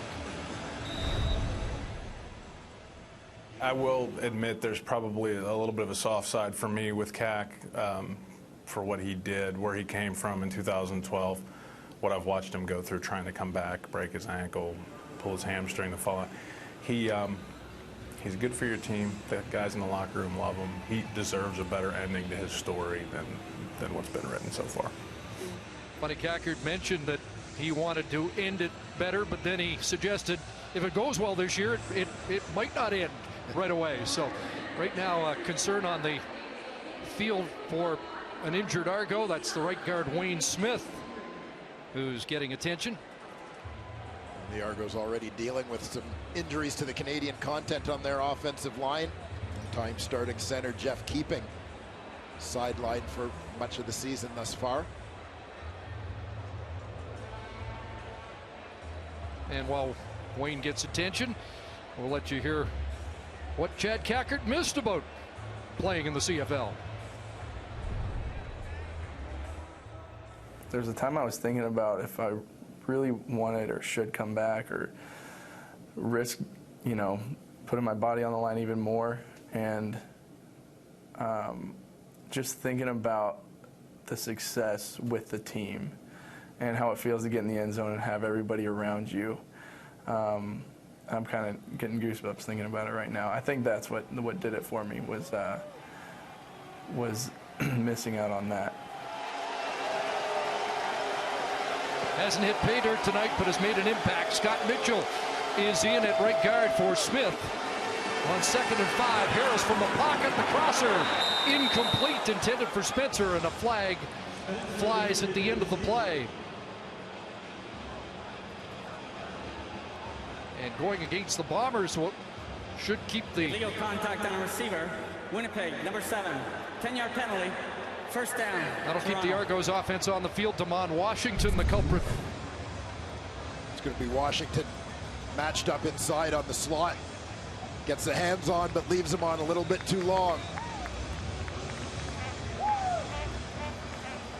Grabbing the jersey as Gurley was trying to get that outside release.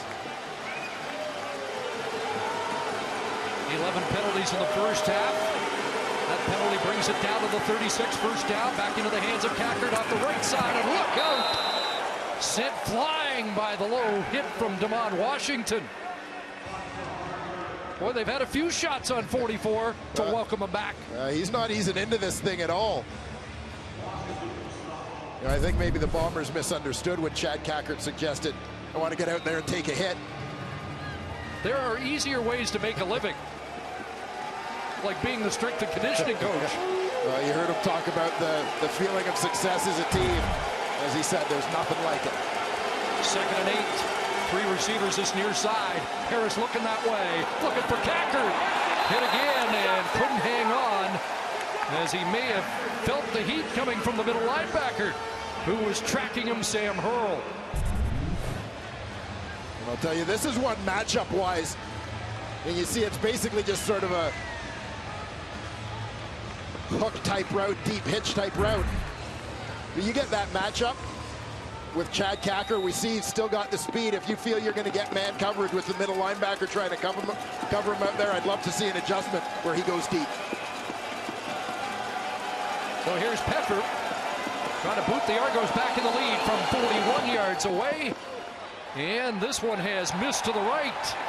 Goes through for the Rouge. And it is a 1-point game here in Winnipeg. A promise we can all help deliver. A reminder to the Stampeder fans heading to McMahon tomorrow to help raise funds for the Calgary Food Bank. Well, we've got 3 sacks in this ball game, and you gotta love it. They're all coming from the Canadian content. Leon Lang's got 1. Got Jamal Westerman and Sam Hurl chipping in for the Bombers as well. Bombers start with the 1-point lead at their 35. Darrell Scott in the backfield. The out thrown to Nick Moore. Punished out of bounds by Owusu Ansah up at the 40. Pickup of 5 yards, maybe a little bit more. And you saw Robert Marv getting on the move a little bit on that one, as Matty talked about at halftime. They're listening in as Marv moving that launch point, moving the throwing spot a little bit so the Argos can't just tee off, head for the pocket. 2nd and about 4.5, 4-man rush. Another out and a terrific catch made there by Moore, who came into the game leading the Canadian Football League in 2nd down conversion catches with 12. But if statistics are any indication in the early part of this season, maybe Nick Moore is transforming into a little bit more of a possession guy. He'd suggest that the opportunities for the deep balls haven't come yet in terms of what's been called, but we talked about the high completion percentage on the targets to Nick Moore. Yes, surprisingly, his deepest shot, 27 yards, and he's got another one underneath here, and another first down. Brandon Isaac brings him down in Argo territory. That's leading the league even though he's missed 2 games. Yeah, played only 5 of the Bombers' first 7 games. But he's actually the team's leader in terms of yards per game. Coming into this when he had 28 catches, having been targeted 35 times, that 80% number among the top few receivers in the league. Also helping mentor the newcomer, Joe Moore-Gordon. Here's Darrell Scott with a burst. And his first carry of the night's a first down run, brought down by his old New York Giant teammate, Greg Jones. A good hard run there from Darrell Scott, the newcomer in that backfield. He's activated with the injury suffered by Paris Cotton last week. 5'11", 211 pounds with a 4.3 40 at the NFL Combine, an 11-yard run. In his first carry in the Canadian Football League, this time gets stacked up. 3 years with the New York Giants. There's Greg Jones, a close friend, and they won a Super Bowl together. Here's a look at his blown touchdown from Eli Manning out of the New York Giant backfield against Denver. See a little bit of the skill set of Scott, little burst. We know he can catch the ball a little bit, seeing that when he had a pretty good line yesterday when you asked him about blocking, if he learned anything with the Jets, or the Giants. We weren't allowed, nobody was allowed to touch Eli, so you better be a good blocker. Here's Marv Arigan, out an open man, and then knocked away. Terrific recovery there, as it looked like Denmark was open, but Owusu-Ansah with the knockdown. Yeah, Owusu-Ansah originally responsible for that short area in the zone, but as the ball was in the air, he dropped back a little deeper to provide some help for his halfback, Devin Smith.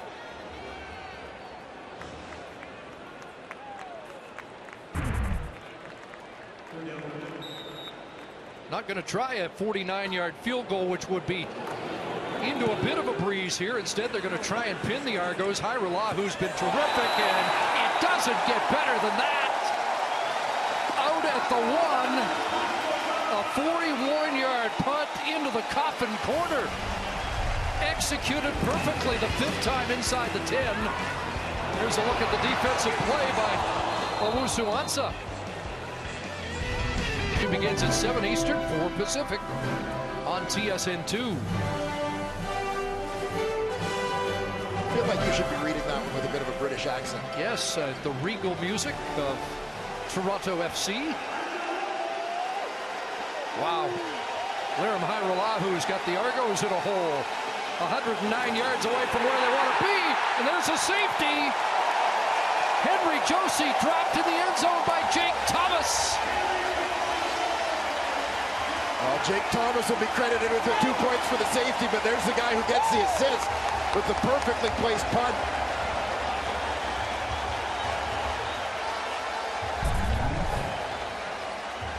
Jake Thomas from his defensive tackle spot. Just going to get great penetration. Right tackle, Van Zyle's trying to get to him. Thomas just beat him across his face.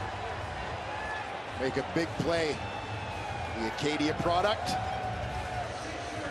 Old coach Jeff Cummins will be very proud on the East Coast right now.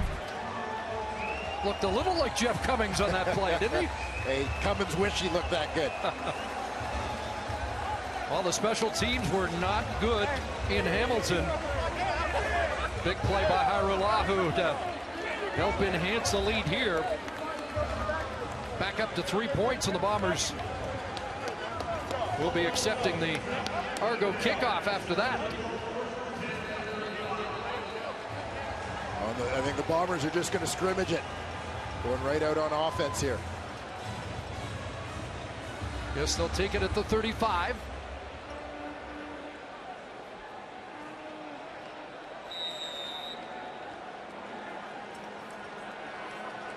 And let's see if the momentum spills over to the offense after that.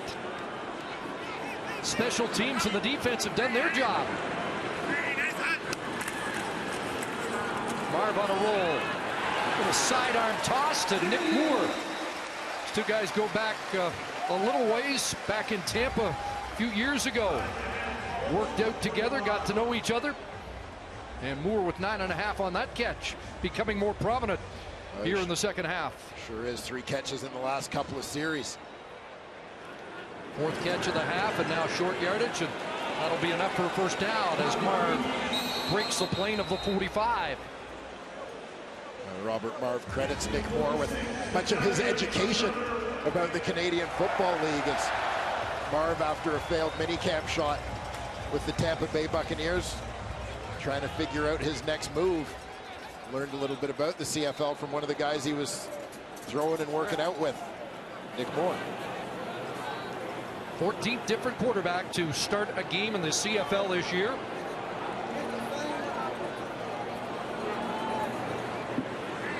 Robert Marv with a 3-point lead. Hands it off to Marshall off the left side. And he'll drag a few for an extra yard up around the 50, give him 4. You mentioned the different faces getting some starts this season. There's a look at the starters who are injured. Ricky Ray, of course, injured late last year. What's interesting is, while the Bombers are 5-16 since 2011 without their starter, the Argos are 12-8 without Ricky Ray. Zach Colaros and Trevor Harris have got the job done.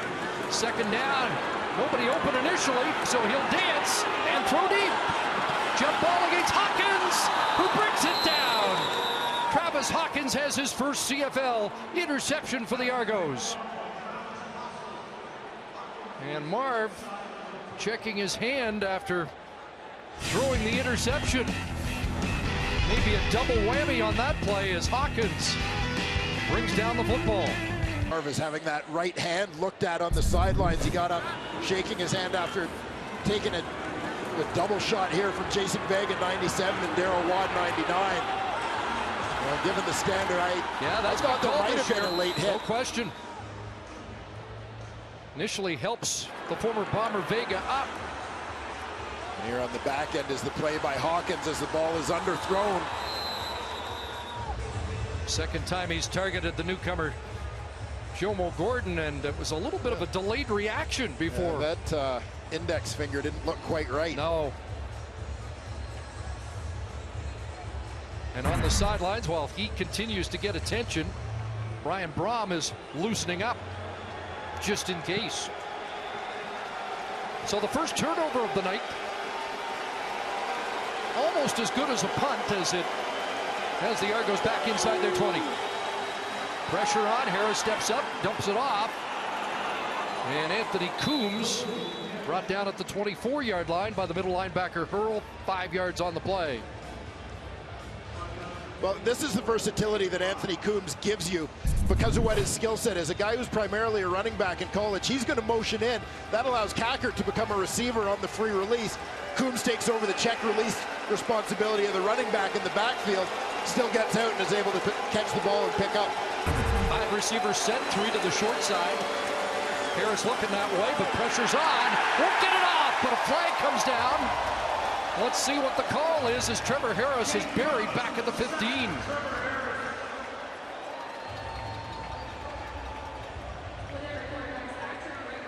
Bombers turning up the pressure.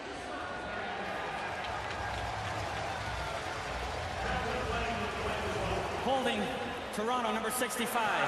Penalties decline. It will be third down. Bruce Campbell, who missed a pair of games, called on the hold, but they'll take the 3rd sack of the game for Winnipeg, and the punt team has to come on. Campbell, your left tackle. Jake Thomas, again, the twists. You heard Paul Lapalisse talk about the twists from the Blue Bomber front, helping them get in there. That time it was Thomas from the nose twisting all the way around to get in and do the damage. Jake Thomas, an impactful second half. Bombers should get good field position.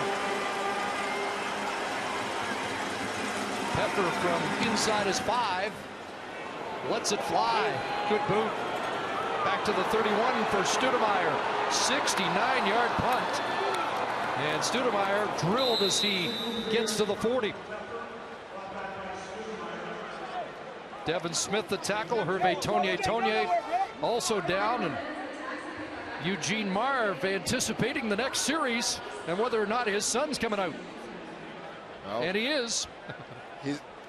Robert Marv has been down this injury road before. I don't think he was going to give up his first start quite that easily. The linebacker wouldn't be coming out because of a dislocated index finger. Not a chance.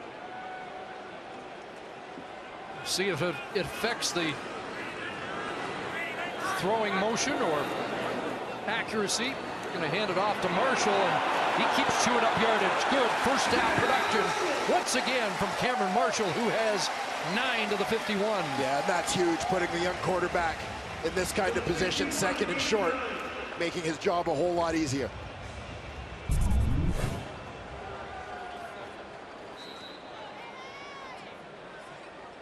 Ten carries, 47 yards. Jermaine Gabriel, the safety, with the stop. Also has 65 receiving yards in the game, so he's been productive. Off the left side, and it will be a first down, and he gets stacked up just shy of midfield. Brandon Isaac on the tackle. Good recognition of the situation here for Marshall. Things are stacked up on the inside, as you typically get on a short yardage play. He bounces it, but he's not going to run for the sideline. He knows all he needs is a yard. Smart enough, as soon as he gets out of the main traffic, drop his shoulder, turn it north-south, and move the sticks. Greg Jones was slow to get up, but stays in the game for the Argos on defense. First and 10, 54-yard line of the Bombers. Again, Marshall left side. Nothing doing, and we've yet to see Marv throw since the hand injury on his last toss on the last Bomber series. Yeah, that was exactly my thought, CC, that you wonder if he is having any sort of issue with that hand ongoing, and if that's contributing to the play calling. Maybe they're gearing up for a little play action passing. Passing down.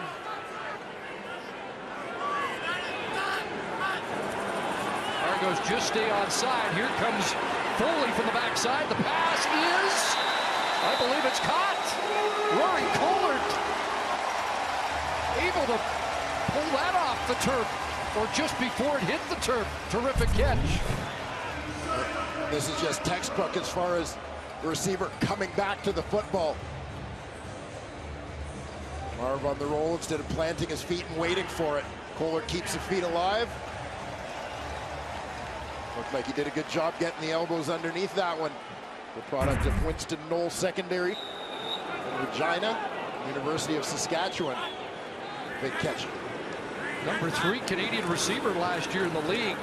Here's Darrell Scott with a burst. Late flag as he crashes down near the 35, just short of another first down. But it's coming back this time. Holding Winnipeg, 66. 10-yard penalty, remains first down. The left tackle, Stanley Bryant, draws the call.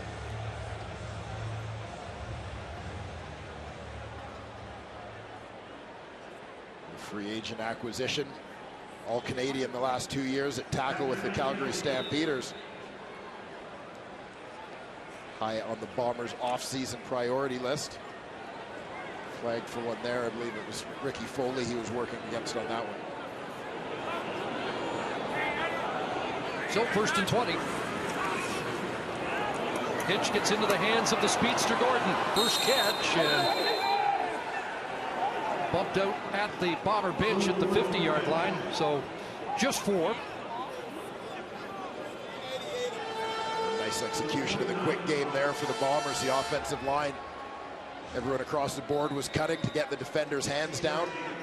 Marv gets the ball out quickly, as has been so much of Marcel Belfay's game plan with the young QB.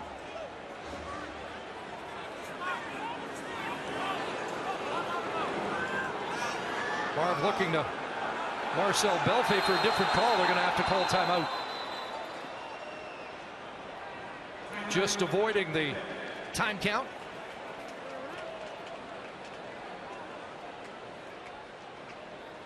And although you don't want that, it's probably not unexpected. It would happen once or twice in a first start. Yeah, you accept the growing pains when you've got the young quarterback in there. And obviously rather that than take the time count violation, particularly when you're just verging on getting in scoring position here. Should be the final play of the third quarter.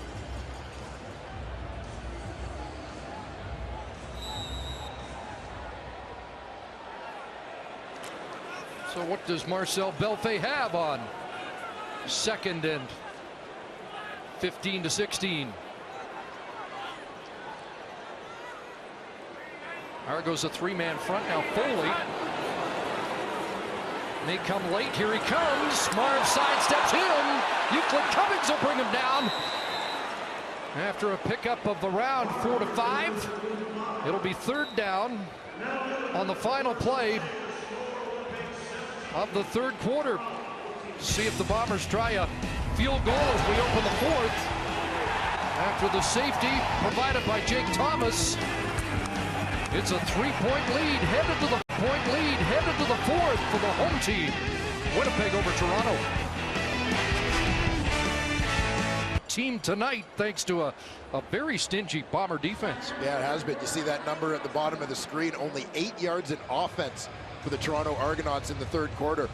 And we talked about it a little bit. Paul Lapalisse discussed it at halftime. Very good scheme for the Bombers, particularly the boys up front. Interesting fourth quarter coming up. Bombers trying to get back on even terms at 500, 4-4, while the Argos looking for another road win to keep pace in the East. Marv came up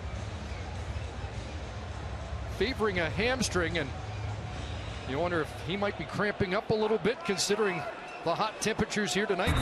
And he's one of the guys that didn't think it would be an issue, considering, as he put it, for a kid from Tampa, Florida, this feels like spring. Irolahu with a breeze at his back for 52 out. Puts that one up and down the middle. He has 2 from 52 tonight. And it's a 6-point Winnipeg lead. A couple of big kicks from Liram Hajrullahu.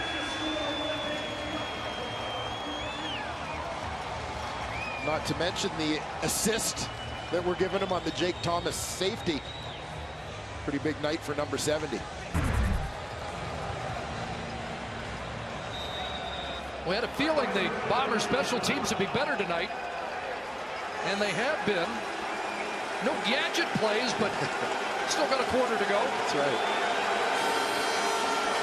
Argos trying to get their second half offense going. Trevor Harrison going to carry this one. Gets a block. And Hurl crushed as Harris gets a first down run up to the 50-yard line. That's a nice job by Deontay Spencer coming back to help out his quarterback with a block. One of the smallest guys on the field. 5'8", 165 pounds. Here he comes from the left to peel a wraparound using the speed. Boy, what a great look at it. Getting just enough of Sam Hurl to keep his quarterback from taking an unnecessary big shot there. 15-yard run, his longest of the year. First down for the Argos, and here's Cackert. Nothing doing. Although he'll keep the legs churning, and maybe forward progress gets him 3 when it looked like he was stopped at the line of scrimmage. Yeah, we've seen Chad Cackert take some pretty good licks in this ball game. But I'm going to give him the win on that collision. Moving the pile forward.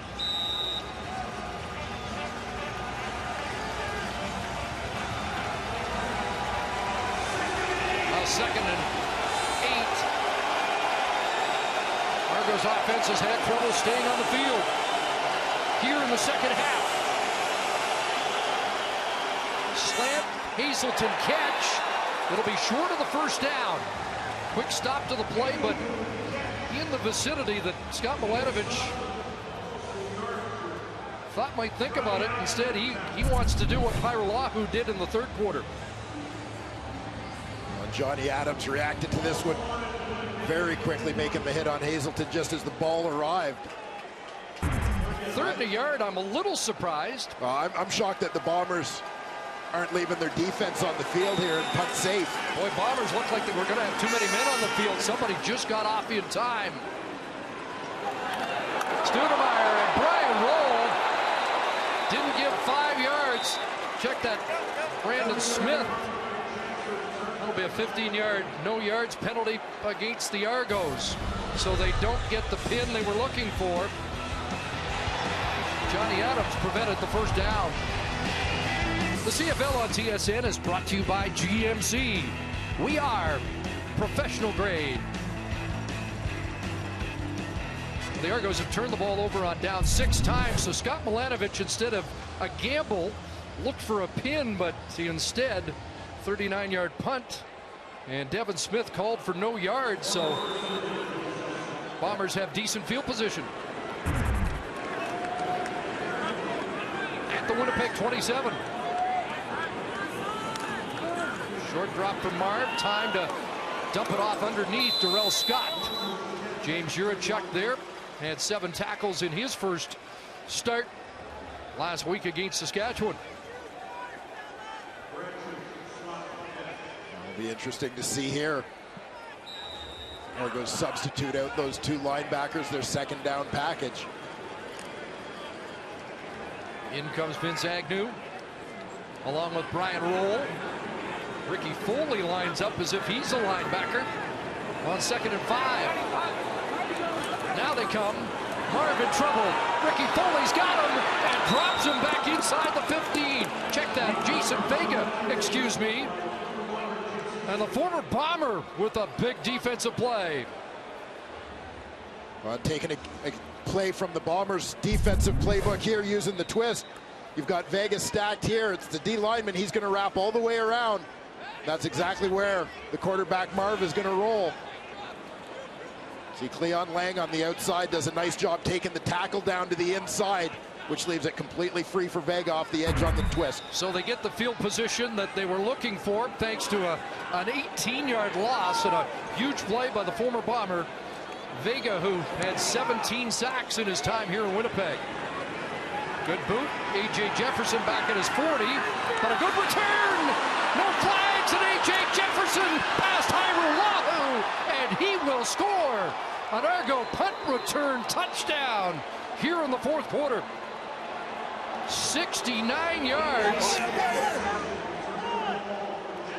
Longest punt return for the Argos prior to that had been 17 for A.J. Jefferson. Well, this is what you run into when you're kind of trying to kick your way out of trouble, is it becomes less about hang time and more about distance for Lahu. Allows Jefferson to kind of get ahead of steam going, coming back the other way before the coverage gets down there and gets settled in their lanes. A.J. Jefferson had an interception return for a touchdown in the 4th quarter in Saskatchewan to key a comeback. Last week it was Kwasi Owusu-Ansah with a pick 6 that was a turning point, and now Jefferson with a punt return touchdown in the 4th quarter, and the Argos have another TSN turning point play when they need it. Jefferson, a great addition, former NFLer. 4 years in the NFL, 2 years with Arizona, and 2 years with Minnesota. Argos recruited well at receiver, but also on the corners with Jefferson and Owusu-Ansah.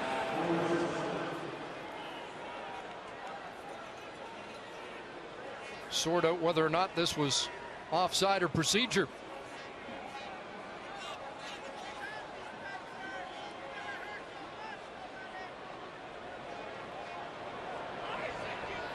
And with the penalty, do the Argos have the option of... Don't think they can change their mind and go for 2. Offside on the convert attempt. Winnipeg will retry it up 5 yards. So they just move it up 5. Penalty against Winnipeg offside. The Argos called more than any other team going into week 8 for offside or procedure. Effort to break the tie and puts the Argos into the lead. 21-20, but a punt return touchdown of 69 yards for A.J. Jefferson.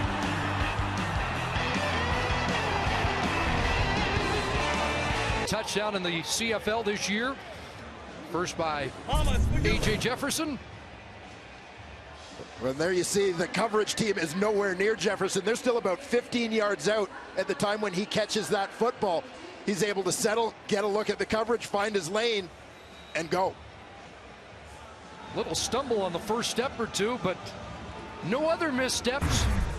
Navigating 69 yards for the touchdown that puts the Argos in the lead.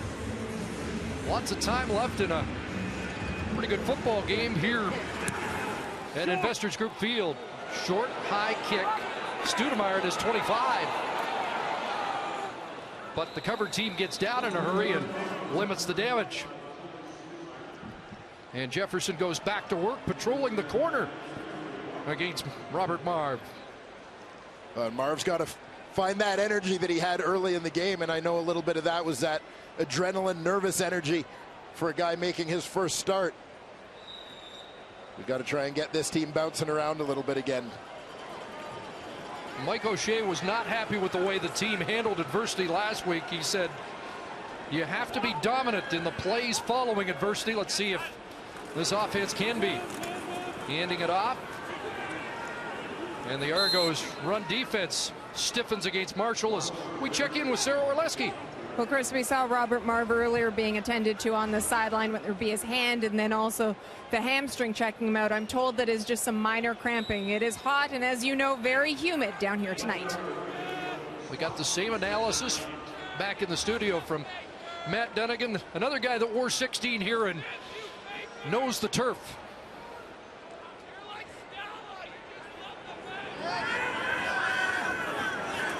Second and long, and the slant. Collard's got the catch. Up beyond the 40, dropped the football. Would have been short of the first down. Argos are on it. Are they ruling this a live ball? Ricky Foley has the football, and it's a turnover. And it looked like it was out before Collard was down. One horrible twist and follow up to your point from Mike O'Shea. And that's a split second, it looked like, before the right knee was down. A split second. Ugo. Very close, isn't it? Yeah, watch the right knee, and I think the ball is out just a split second. It doesn't get much closer. There's the ball free, and it looks like the knee still hasn't quite touched. That's a real close one. Pretty good range by the defensive end to be in that vicinity.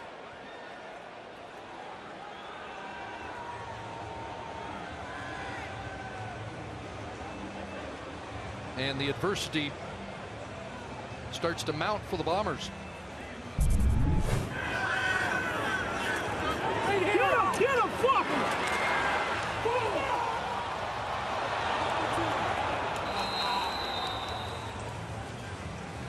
Just as you'd given Mike O'Shea's quote about what they needed in response to adversity. Collard was stopped short of the first down, but they confirm that it was a fumble. Argos take over. Bomber 43-yard line. And the counter to Anthony Coombs. Over Bison to the 39, has 4. Coombs coming back off a concussion. Corey Greenwood still not available for the Argos because of a similar injury. A pretty serious hit to the Toronto Argonauts' Canadian content. Their injuries as a whole, but people starting to come back. Jermaine Gabriel as well back in the lineup this week. Their injury list as long as anybody's. Second down, wide side out is caught. Hazelton's got it and should have the first down.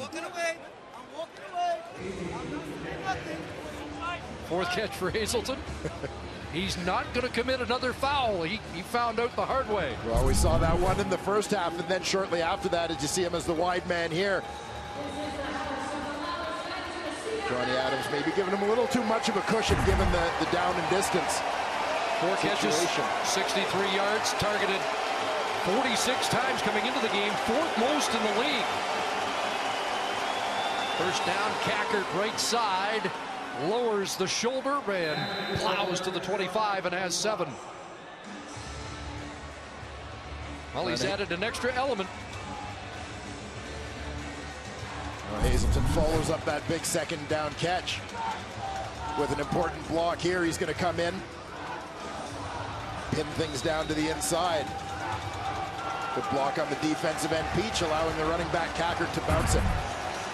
What the Argos like so much about their young receivers are big and physical, all in the 6'3", 210, 215 range. Richie Hall needs a stop. 2nd and 3. Fake to Cackert. Into the hands of the speedster Spencer. And Deontay Spencer has another Argo first down. Dropped at the 16. And the presence of Spencer and Coombs in this offensive lineup gives you a little bit more of that short, quick game that has been so important for the Argos the last couple of years. That you thought they might miss without Chad Owens and Andre Dury. Absolutely. Absolutely. And these guys have proven to be capable replacements.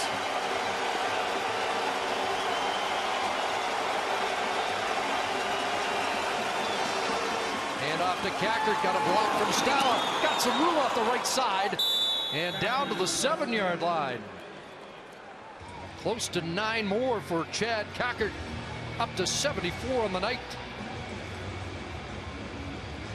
Very similar to the play you saw just before, with Hazelton being the guy with that important block off the edge to allow Cackert to bounce it.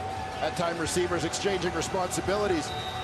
And Dave Stala is the guy who's going to come around. Now, this one may not go on the instructional video for blocking.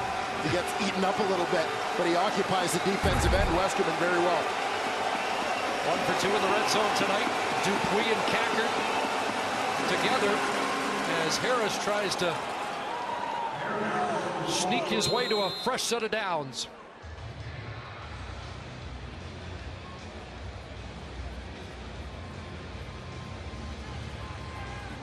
No signal yet. And needing a long yard in that situation. Nothing automatic in the 2nd and 3rd and 1 range for the Argos this season. And it is 3rd down. 3rd and inches. Time for Brian Turner and company to tighten up the chin strap.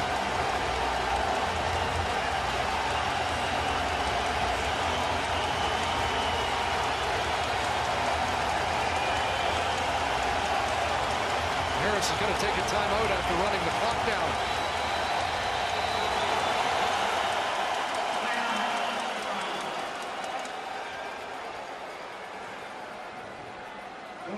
An indication of the critical importance of this play for both teams. Send in Adrian McPherson. Mentioned Robert Marv was a former Mr. Florida in football. Adrian McPherson was in football and basketball. And at 6'3", 220, he gets the call to try and get the inches the Argos need. But a more experienced guy in this situation. Robert Marv told us yesterday he watched Adrian McPherson play Arena League football in Tampa. Watched him play in high school. And now McPherson trying to power his way and didn't need much.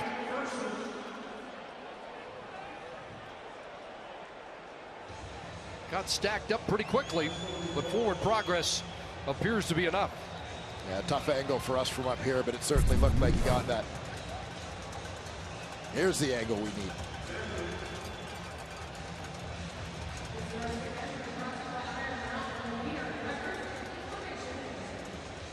Looked a little closer from there, but that second effort.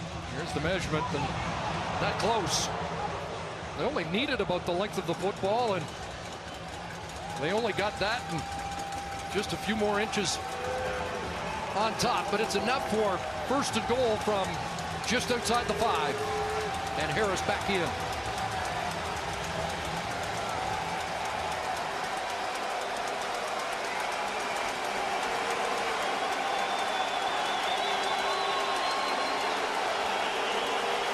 Argos trying to take a stranglehold on this. Short drop, Kacker can't hang on. Khalil Bass was step for step. Great preparation from the Bombers as they were all over this one.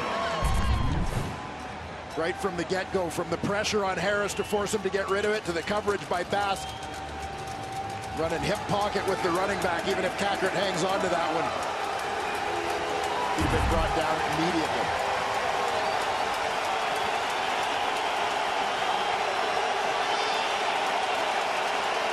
Second and goal.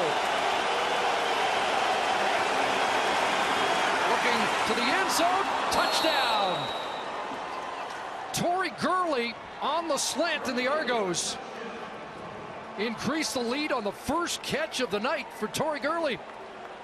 Well, Gurley, one of the go-to guys when they get into scoring position. He's going to be the trail guy here. So the other two, Stala and Coombs, are going to clear things out for him. He's going to come underneath. Great job by Coombs. Little delay without contacting the defender, Buckner. But creates just enough confusion as to which receiver's going in, which is going out, to allow Gurley to come free. Quiet night for Gurley, but a big touchdown. His 5th of the year, had touchdowns in the first 3 Argo games. Took a lick from Randall at the end of the play, but breaks the plane. And the Argos a point after away from an 8-point lead. Anywhere else on the field, that's a highlight reel hit by Chris Randall. A great job from Gurley to hang on to that football. 9 plays, 43 yards after the fumble. So points off the takeaway. Critical here.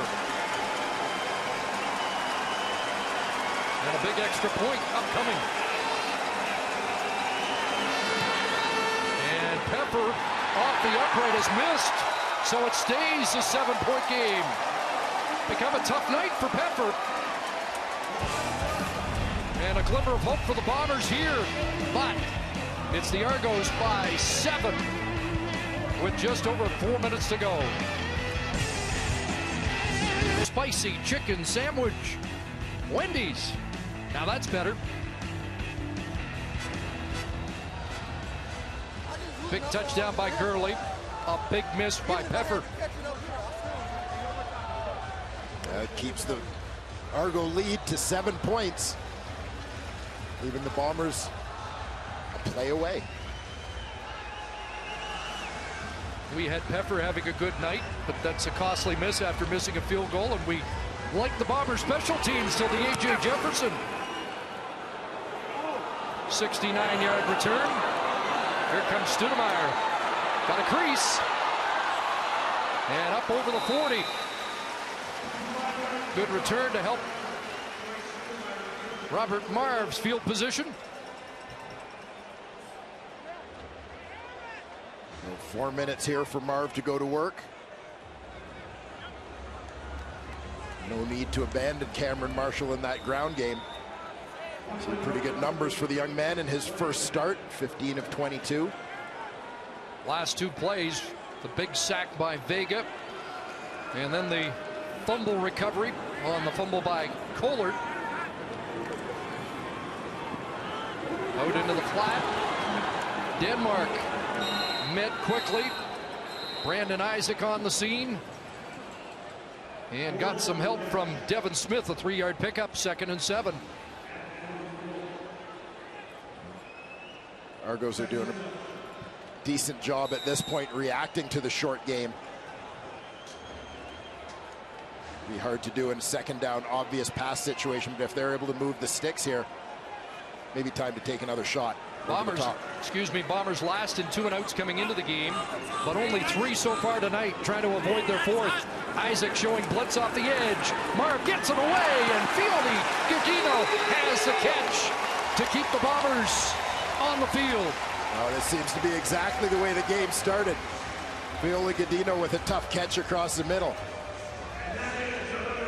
Clutch play by Robert Marv to Fioli Gudino.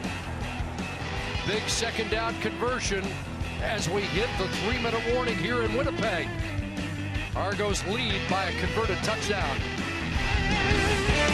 Tomorrow, they'll wrap up the second round, and we'll also have third-round action. Watch the world's best golfers tee off at 11 a.m. Eastern, 8 a.m. Pacific on TSN, presented by CI Financial.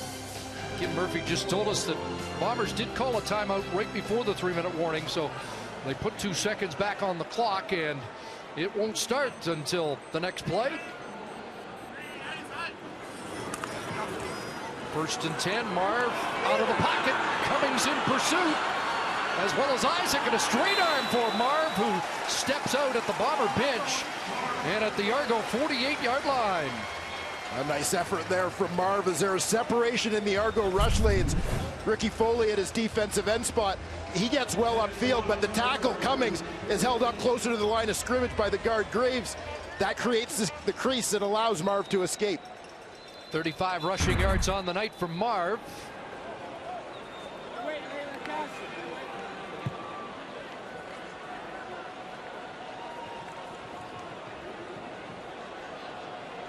Officials conferencing here.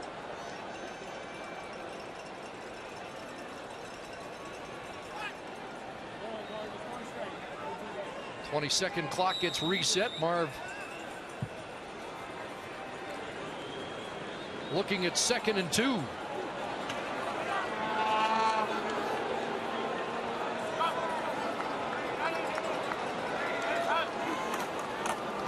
Hand off to Cameron Marshall, and that'll be a first down.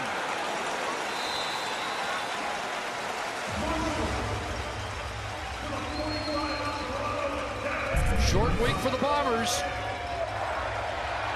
What do they have left in reserve? Marshall, 14 carries, 54 yards rushing. And a little help from his fullback. Pontbriand with the cross motion and kick out block there. 119 yards from scrimmage for Marshall. Done a nice job replacing Paris Cotton. First down, Marv moving in the pocket, then brought down. Opala Ugo. Marv's forward progress back to the line of scrimmage, and maybe a yard, so no sack, but another stout defensive play by Opala Ugo. It's tough to tell if Argo defenders were getting in the passing lanes, but you'll see the running back, Cameron Marshall. He's going to escape here. If Marv can find him, he may have a shot for a significant gain on that one, as he had a little bit of room. 3-man front. Foley may come late. Marv bouncing out of there. Here comes Foley. Quick close, but he can't bring him down. And the pass incomplete downfield. Intended for Fiole Gadino, but Marv shows you how elusive he is. 3rd down, and a decision for Michael O'Shea. And this is one where, you know, Marv is looking to make the throw, but you almost wonder if in this situation, if he should just be thinking go right there. Once he beats Foley, if he could just turn it up and go, he's got a shot at that first down marker, but I think he got the eyes fixed on the receiver downfield. 1:51 to go. They're going to stay on the field. In that time frame where you could consider punting to pin, but the offense stays out. Pressure on. Marv stands in, throws, and incomplete. No flag. Busted up on the play by Hawkins. Travis Hawkins stepped in there, and it's a turnover on downs. Hawkins arriving simultaneously with the ball. Nick Moore, the widest of the 3 receivers in that cluster. As the quarterback scrambles his way, he's going to work back. Hawkins does a nice job to continue coming to the ball without coming through the receiver to get there.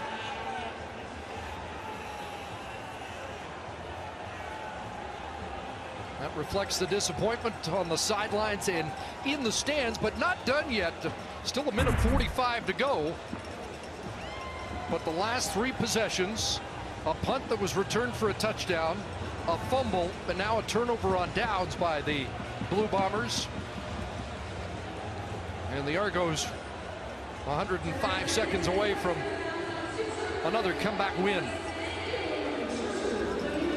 Big Soup Chung, the rookie right guard. Or check that, Jace Daniels, the right tackle,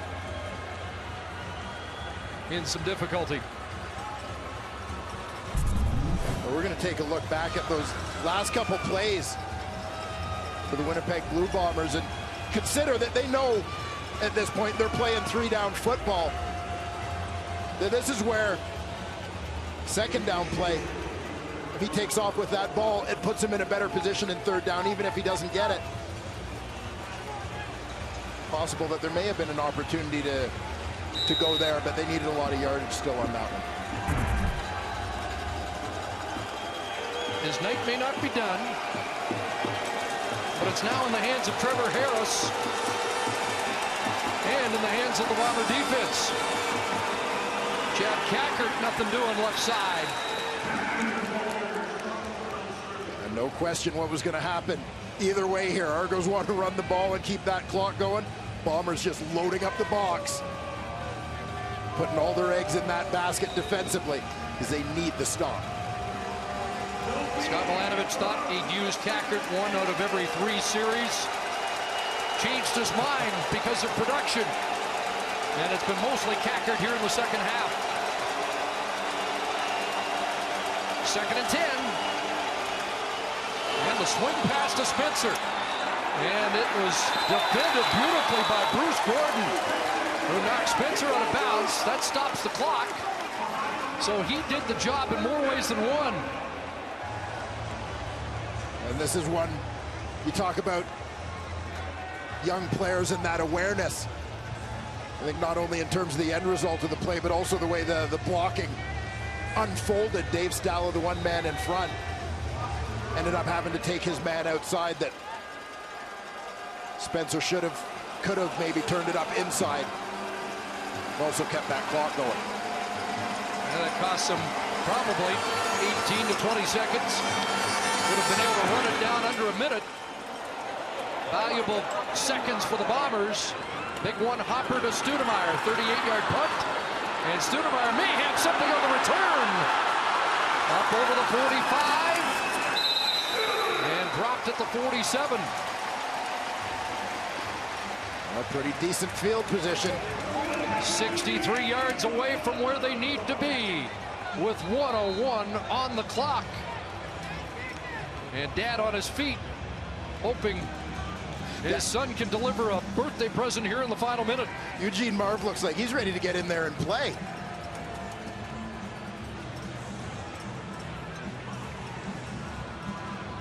I don't think he's going to need that seat for the rest of the night. We do have an injury on the far side of the field. Might be another cramp in these extremely warm conditions. I think the only temperature that rivals this, any game I've worked this year, and the Argos have played, was in Fort McMurray, believe it or not. But a night where it's still probably in the 30s. Well, in summertime in Winnipeg, when it's so hot the mosquitoes don't bother to come out, that's a pretty good indication for you. While we have the opportunity, another reminder, CFL on TSN action continues tomorrow. The doubleheader, first up, Lions and Tiger Cats, 7 Eastern, 4 Pacific, TSN 1, 3, and 4. And then it's the Red Blacks and Stampeders, 10 Eastern, 7 Pacific on TSN. Devin Smith, the player getting attention. East leading the series against the West so far this season, 10-7 after the Eskimo win last night in a hard-fought defensive tilt. Will we have some late drama here?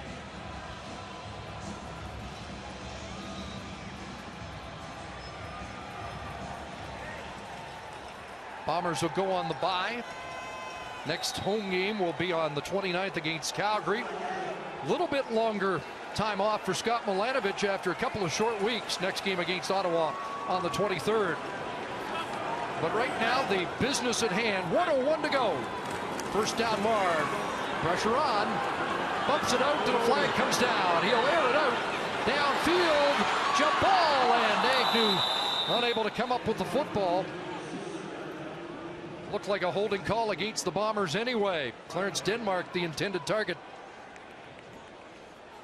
When Vincent Agnew into the game for the injured Devin Smith. Tested right away. We'll take a look. Winnipeg, number 66. 10-yard penalty, remains first down. Second call against Stanley Bryant. And without Jace Daniels, looks like Chris Greaves have moved out to the right tackle spot for Daniels, which brings Matthias Gosen into the game on the offensive line. First and 20. 4 receivers near side. Here comes Heat. Marv steps up and unloads deep. Jump ball. A.J. Jefferson separated from the football on a great defensive play by Nick Moore. He gives the Bombers one more play with a little defense. Yeah, terrific play by Nick Moore to go and jar this one free. I'm wondering a little bit about the hit that Marv takes here as he lets this ball go. It initially appeared to be a little high, but let's see it slowed down. It looked like the first contact was on that shoulder. Vega's been impactful tonight against his old team, and looked like Jefferson was going to have an easy pick, but Nick Moore had other plans. Second and 20. More Heat. Dumped off. And it's Marshall. Extra yards. Juracek the tackle. Forward progress close to a first down. It looks like it's going to be third and a yard or two. Well, that's a huge play from these 2 young replacements. Robert Marv dodging the rush, stepping up, and Cameron Marshall makes 1, 2 through 2 tackles to get out near that first down marker. Third and just over a yard. Need to advance the football a yard, but time becoming an issue. Marv slowed up, isn't going to get there. Ricky Foley crashed in, and Euclid Cummings cleaned up, and it's another turnover on downs. What a play by Ricky Foley. I tell you what, the game plan for Robert Marv has been very good all night. But I wasn't crazy about that alignment on a 3rd and 1. 2nd and 1 maybe. But shotgun.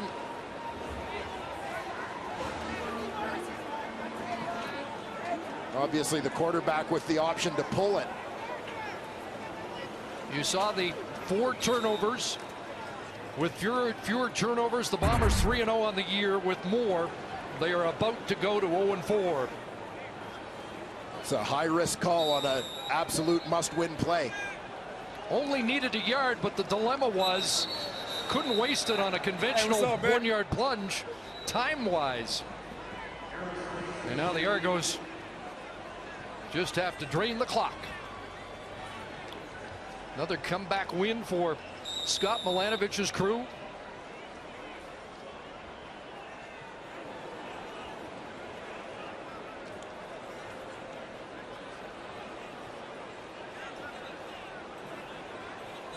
Trailing at the half for the 6th time this season, and now 4-2 after trailing at the half, as Harris puts down the knee, and this one is in the books. 27-20,